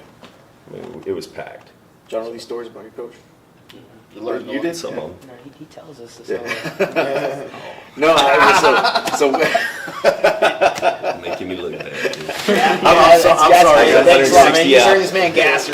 Good job. I'm sorry, guys. I just when I hear stuff like this, I love hearing about football, about these old stories back in the day, especially that movie, that book, and the movie's so iconic, right? And then just having somebody that was a part of something of that. That's pretty neat. Well, when I look at it, I watch it. It's not like I was with the team. Like one of my mentors coached on 3 state championships at Permian. So I hear a lot of their stories when they won and stuff like that. But the team from the Friday Night Lights wasn't as good as the next year. As the next year's team. My team, like when we played them. Yeah, Stoney Case played in the NFL, the quarterback. Lloyd Hill was the best player on both of those teams. They talk about Booby, but Lloyd Hill was All-State both ways. Yeah. He was amazing. He was Roy Williams' older brother. Yeah. He played at Texas Tech, right? Mm-hmm. Yeah. Drafted by the Bears, but he hurt his knee and he was just never the same. Yeah.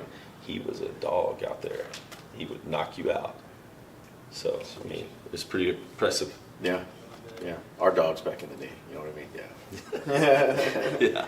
But guys, we appreciate you guys coming out, especially this late on a Saturday. Sorry to keep you waiting again. Well, I'm telling you, you need to watch these two. They're going to be. I've already told you from the get-go. I've heard your name the last couple of years. You're making some noise already. Try to get you one of them helmets right there. That's the little prize right there. If you put together a good week. Yep.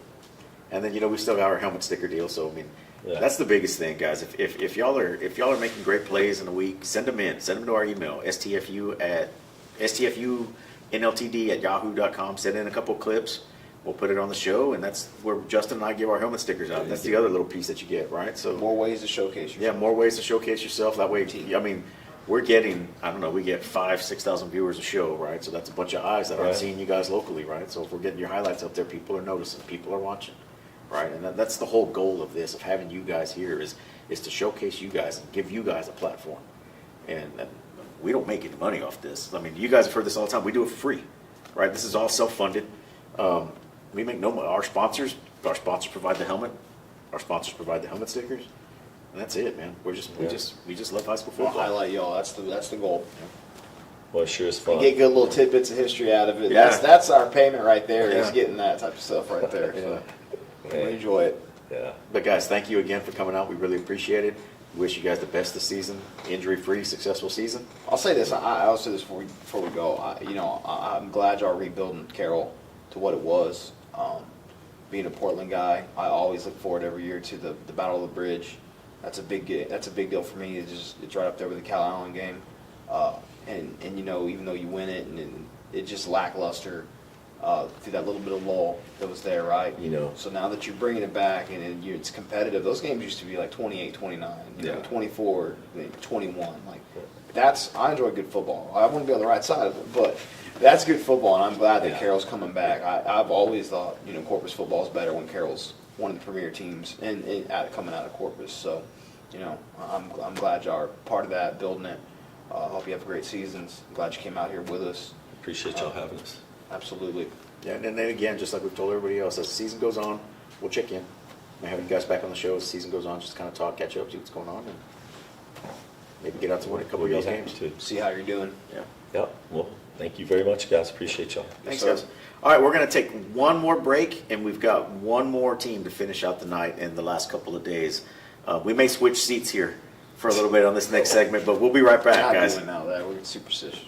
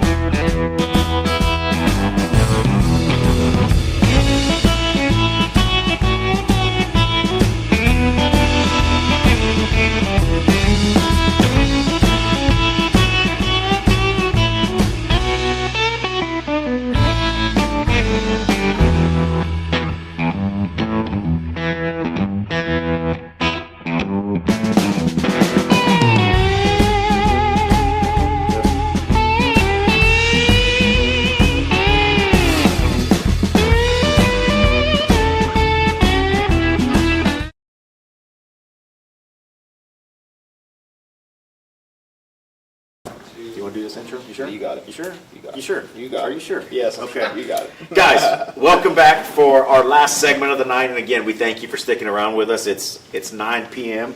We're probably an hour over where we're supposed to be right now. But but in my opinion, it's worth it. We're worth it. It's worth Justin getting yelled at via text message. So we're going to finish out the show with the hometown team, the fighting Gregory Portland Wildcats. Joining us today are Coach Mark Chester. Yes, sir. And Coach, who do you have with us here? You got a plethora of players. You guys are rivaling Mathis here. Did you guys come in a bus? Mathis came in a bus. Y'all go ahead and introduce yourself, guys. Quinn Supplement, Reed Dooms, Ian Ward, Brandon Coates, Tyler Bergman, Brent Nuss. Welcome, guys. We appreciate you guys coming out at 9 o'clock on Saturday night. I know you guys got better things to do. No, not at all. Thanks for having us. Keeping out of trouble. Yeah, definitely. We're keeping you guys out of trouble by being here, right? So the Wildcats coming off a 9-3, 4-2 district season, area finalists. You got 21 lettermen coming back, 20 lost, 9-2 starters. So you guys got pretty heavy on the offensive side of the ball. You came over with Coach Davis, right? Yes, sir. You've been here, so it's y'all's fourth season here in town, That's right? right. A lot of changes to make when you guys came in here, right? There was a lot of stuff kind of stuck in the mud, right? Justin, you know what? I'll let you take the lead on this, dude. Go ahead. So if you guys don't know, Justin's former player, Wildcat graduate. What year did you graduate? 11. Yeah. So all right. Play with Reed's brother Jamie. Hometown boy. Dude, let's switch. Just switch. No, we're not switching. It feels weird. You're fine. Hometown boy. It's not a surprise. I love GP football. I don't wear my feelings on the sleeve for NFL teams, maybe a little bit for college, but I do wear them for GP. I think that's something that you earn when you come here and play, right? Yeah, absolutely. So my wife, she gives me and my brother-in-law kind of a hard time when the season kicks up because we'll start throwing on highlight reels or whatever. We'll talk about it all night, but Portland, we were kind of stuck in the mud there for a little bit, and Coach Davis came in and he's brought this brought the tradition back of winning, and it's nice to see right off the bat. I love it. Gives me a chance to really talk about GP football because when we started this show, I didn't even talk about it. Me and Jacob wouldn't even talk about it sometimes because I'd have a hard time getting through it. But what y'all have done so far in the last 4 years has been a very fast turnaround, and take us through that, Coach. What was it like coming back here and bringing GP back to what it is and what it's supposed to be? Well, it's been amazing. It's been awesome, and one of the reasons that Coach Davis wanted to come here and that I wanted to reconnect with him and come back here was football is such a big deal here. I mean, it is a huge deal to a lot of people. It's a really big deal to these kids, and he knew because he had coached in the area, and I knew from growing up here the type of kids that we have here, and they work really, really hard. They've got great attitudes. They're really committed. They invest in the program, and so that's why we wanted to come back here. And this, for whatever reason, there was not a big commitment, maybe from within at the time. I'm not really sure, but we just jumped right in and ran things the way we had done for many years in West Texas, and which is the same way that things had been done since the 60s here that made Gregory Portland such a great place, having a lot of commitment, a lot of accountability, and growing kids up into tough men. And these guys were ready for it. We were just talking in the lobby that, they were in 8th grade the spring that we got here in the spring of 21. And we had a great off season with them in the 8th grade because we're really invested in our middle schools from 6th grade up, as well as our youth programs. And they were ready. Kids, and I really believe that kids, generally speaking, want to do things the right way. They want you to coach them hard. They want to work really hard and do things the right way. And that's how they were. And there was not a lot of having to talk them into it. I mean, we said, this is how we're going to do it.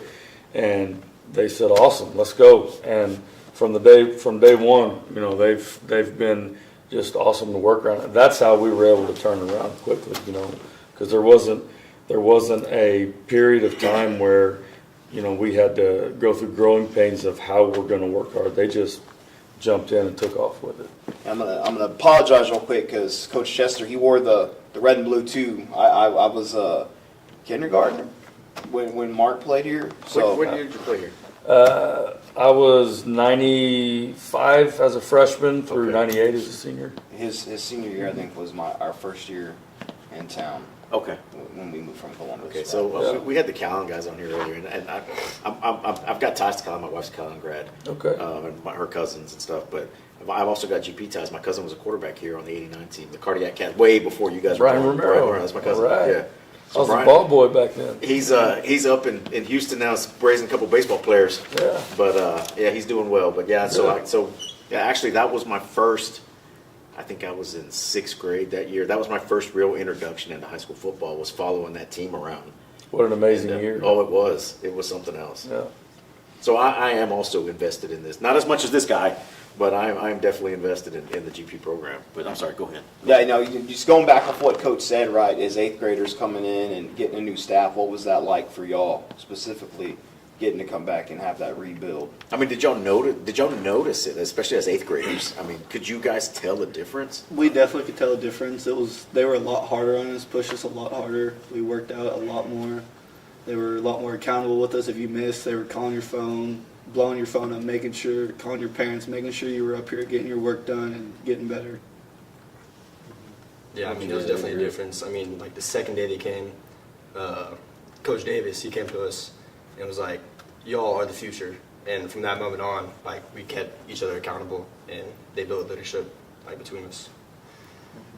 And what was it like? Like Reed, like he grew up watching. He was a ball boy basically when we played, and we had pretty decent teams. I wouldn't say the greatest to ever walk the halls, but we were solid. We won. What was it like growing up after that? Kind of in our probably the 2015 era, we started kind of having that slump. What was that like for you? It was weird growing up because I remember watching my older brother play with you, and it was just y'all were winning, and then it came in, and GP we weren't very good. We just stopped winning games, and it was weird watching it growing up. And then they came in, and it was a wholly completely different attitude towards the game, and it just made everything better. Coach, how long have you been coaching with Coach Davis? So I was trying to add it up the other day. This is 3 different stints with him. That's where I was getting at. Did you coach with him down here in the Coastal Bend? No, sir. No, sir. I was coaching at Flower Bluff right out of college, and he was coaching in Alice at the time. And our coaching staffs got to be good friends with each other. And the spring of the spring of 09, when he took San Angelo Central job, called and asked me if I wanted to go with him. I said absolutely. And so I joined him there for 09 and loved it, but I wanted to be a defense coordinator. So I left for 2 years in 10 and 11 with the Hondo, and then back in 2012 as the defense coordinator in San Angelo until 18, through the 18 season. I mean, we're somewhere around a dozen years all in all from San Angelo Central and Gregory Portland. Yeah, I saw a couple. I lived in San Angelo for a couple of years when y'all were there, and so I was able to watch that Maverick MacGyver play for a couple of seasons. I mean, you guys slinging that ball around. Yes. That's a great football name, by the way. Absolutely. Maverick MacGyver. And he's that guy too. Yeah. But he went on to play baseball, right? Didn't he go play baseball? No, he's the quarterback at ACU right now. Oh, is he really? Yeah. Huh. Yeah. He went to Tech, and then learned a lot there, and then transferred to ACU. Yeah. See, I had thought it must have been somebody else. Then I worked a track meet, a junior high track meet there. Okay. I was in the Air Force, so they needed volunteers. So I worked a junior high track meet. I was talking to one of the coaches from there. He's like, "Yeah, our quarterback's a baseball commit, or maybe it was a quarterback before him. I don't remember." Yeah, we did have one that played baseball. It was Mickey Scott. Okay. Who's the OC at Hayes Consolidated now. Okay. And he went to Texas State to play baseball. Okay, that's probably what I'm thinking of. Yeah. But yeah, man, those were heydays, right? Those were good days for San Angelo football. It was. Well, that was a big turnaround job too, and it was a lot of fun. So what's that been like? So you've worked 2 kind of turnaround jobs. What's that been like for you as a coach? It feels normal because growing up, Coach Bush was a family friend of ours, and so his kind of career was that he would go to different places and turn them around. And then, so that's the stories I would hear about growing up. Then as a player, it was a turnaround job in 1998 when Coach Holt came in. And so that just felt kind of normal. And then throughout coaching career, Flower Bluff, I got there when they were already ascending on the way up. So that was kind of a part of a turnaround deal. And then every job after that has been turning a program around. It's really exciting. I mean, it really, really is. And as a head coach where I was at in North Texas, that was a turnaround job. But so now we're through. We've done that. That's what we were at in San Angelo. We turned it around. Okay, now what now? So the fun part now is continuing to build it and continuing to ascend up. And so turning the program around is a lot of fun. But also being in the mindset of you've built the program up. Now let's have sustained success at the same time ascending to trying to be even better. Yeah. So the other thing that Gregory Point has become known for in the last couple of years is the facilities, right? So you guys may not see. How many of you guys are seniors? All of you. So you guys won't see the indoor facility and like that. But just knowing that stuff is there, where y'all probably hadn't used any of the junior high stuff either, right? So y'all are kind of missing everything, right? Y'all are kind of in that weird spot. Right in the middle. But yeah, but what does that mean to you guys? It's just seeing it, and you guys are going to be members of the community soon enough, right? You're going to go off to college, or you guys may stay in the industry and work. Who knows, right? But you may still be part of this community as a community member, as a kid. What does that feel like for you guys to see all this growth for these kids for the future? It's exciting for the younger generations, getting to see everything, is watching them have the facilities that, we have really nice facilities right now. Everything's super nice, and seeing what they're going to get to have, it's cool. Ian's going to be an engineer, so he gets to see the process of these facilities being built. Maybe he can use that in his career. Ask questions, man. These guys are here. Ask questions. What kind of engineer you want to be? You mean mechanical? Really? Most likely. Where are you going to school? Probably go to Kingsville. Okay, it's a good engineering program. Yeah. I'm sure it'll be special for those kids to get something like that because it's going to be real nice. Yeah. Sadly, they have to miss out. It gives them a lot of opportunities to get better. Yeah. With all the new equipment and facilities they're going to have. What about the rest of it? What do y'all want to do? Mechanical engineering too. You too, huh? Yes. I'm not too sure what I want to do yet. Not sure? That's okay. Yeah. It's all right. I want to major in finance at UT. Okay. I haven't really made my mind up yet. You haven't made your mind up yet? Yeah, that's okay. My son hasn't either. He graduated last year. He's still kind of trying to find his way. We have an idea. We're trying to put him down. I'd like to go to the medical field. Oh yeah? Yes. Like what? Surgery, and really follow my parents' footsteps. My mom does surgery, and my dad did surgery too. Okay, so they're doctors. Okay. Going back to what Coach said, right? We've kind of got past that rebuild stage, right? And it came quick, year 4 for y'all guys as seniors, right? This is your last year to leave that little bit of a mark, right, on the GP legacy. What are some things that y'all are going to take into the season to help leave that little bit of a mark and keep carrying that tradition forward? We just really want to be like player-led, drive the younger kids that are going to be on varsity this year, and show them how to lead. So whenever we leave, that they have something that they have to fulfill. Y'all in agreement on that? Yeah, I know exactly. And when the first day we met in the off season, the main thing we talked about was having a player-led, player-driven team. And these guys have taken that and ran with it and have done a great job showing that leadership. It makes it a lot easier on you guys. Absolutely. Right? It's one less thing to worry about. Make sure Yeah. And it's good for you guys to hold each other accountable. And it's all right if you yell at him or you yell at him. That's perfectly fine if they're out of line and not following the standard. Right? And that's the big thing that, we've been kind of giving nuggets of advice as we go, right? But you're going to need that growing up. You're going to need to not be afraid to speak up when something's not right, or and that's hard. It's real easy to take the easy left instead of the hard right, right? And life is full of that, right? And if you start doing that now as this player-led team, and that's just going to set a good foundation for yourselves in the future.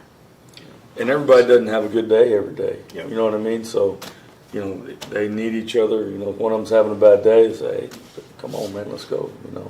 They're good about that.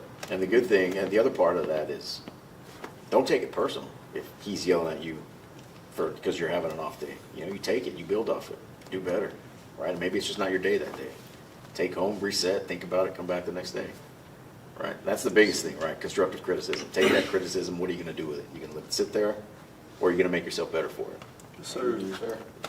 So year 3, right, for Reed here. Take the people through what it was like growing up that very first year with the injury, and then coming in and being real fresh. It was crazy. I've never been more nervous in my life. Whenever I had to take over, and being a sophomore, it was, I don't remember the feelings. Like it's almost like I blacked out during that, because I just don't remember. It was just going out there and playing ball with my buddies and just having fun. It was, and it was on TV. Didn't start, and it was on TV, right? Played game 2. So that's 2. Yeah. That's they 2. bailed him out game 1 because Coco stepped in the rest of that game. It was week 2, I think. You got to week 2 against Carroll. So what that season, right, growing up, how do you feel like that's helped you prepare for your senior season? I mean, it helped me a lot, because I did a lot of growing up that year. It helped me knowing that I could do it after that sophomore year, and going into junior year, I was less nervous. I knew play calls and what to read on the defense, and it just made everything easier. Quinn, last year, that was your first year full start, right? How was that, taking yourself into this year? How's that? You feel like that helped you out a lot? Yeah, well, I was surrounded by a bunch of leaders, Gabe, Brody, a bunch of really great individuals. And, I kind of felt inexperienced at my position, but around me, I knew I had people to back me up. And so I felt pretty safe, or pretty comfortable in my position. You're taking the running back spot, right? That's where you're projecting. No, you're not the running back? Oh. Outside linebacker. Oh, it's outside linebacker. He's staying outside linebacker. He tries to the running back coach all the time. No, he did a good one, but we got to have some guys on defense. So what do we got? What is it? Alamo Heights, that's been our nemesis the last 2 years? Last 2 years, yes, sir. Good program. Michael Terry's he's a special kid. He's a special kid. We were talking about him yesterday with Brian and we were looking at the region. We had about a 45-minute session just looking at the region and the teams in the region. It's not an easy draw come the playoffs for 5A D2. It is definitely not easy. There's a lot of good teams in this division, so definitely y'all's work is cut out for y'all. Yep, I agree. There's some really good teams. But the fact is, I think I feel like we're worthy of being in that conversation, though. Oh, definitely. Before these last 4 years, we weren't even thought about, But honestly, people kind of laughed at, I've always took it personal. I always felt like people loved seeing us down, They really don't like seeing us up, and you don't see them talk really bad about us anymore, but that they kind of low-key prey on the downfall, right? So, there's always that little bit of chip. I've always felt like being a Wildcat, so, I hope y'all feel the same way. Absolutely. Y'all are lucky, man. You got to wear those blue jerseys. It's probably the coldest thing that's came out of Portland in the last 20 years, so I love it. I'm glad you brought them. You should have brought your picture. You should have had it right here. Where you're holding that guy up. What? From the dome. Your picture on the dome where you're holding that guy up, remember? Oh, yeah.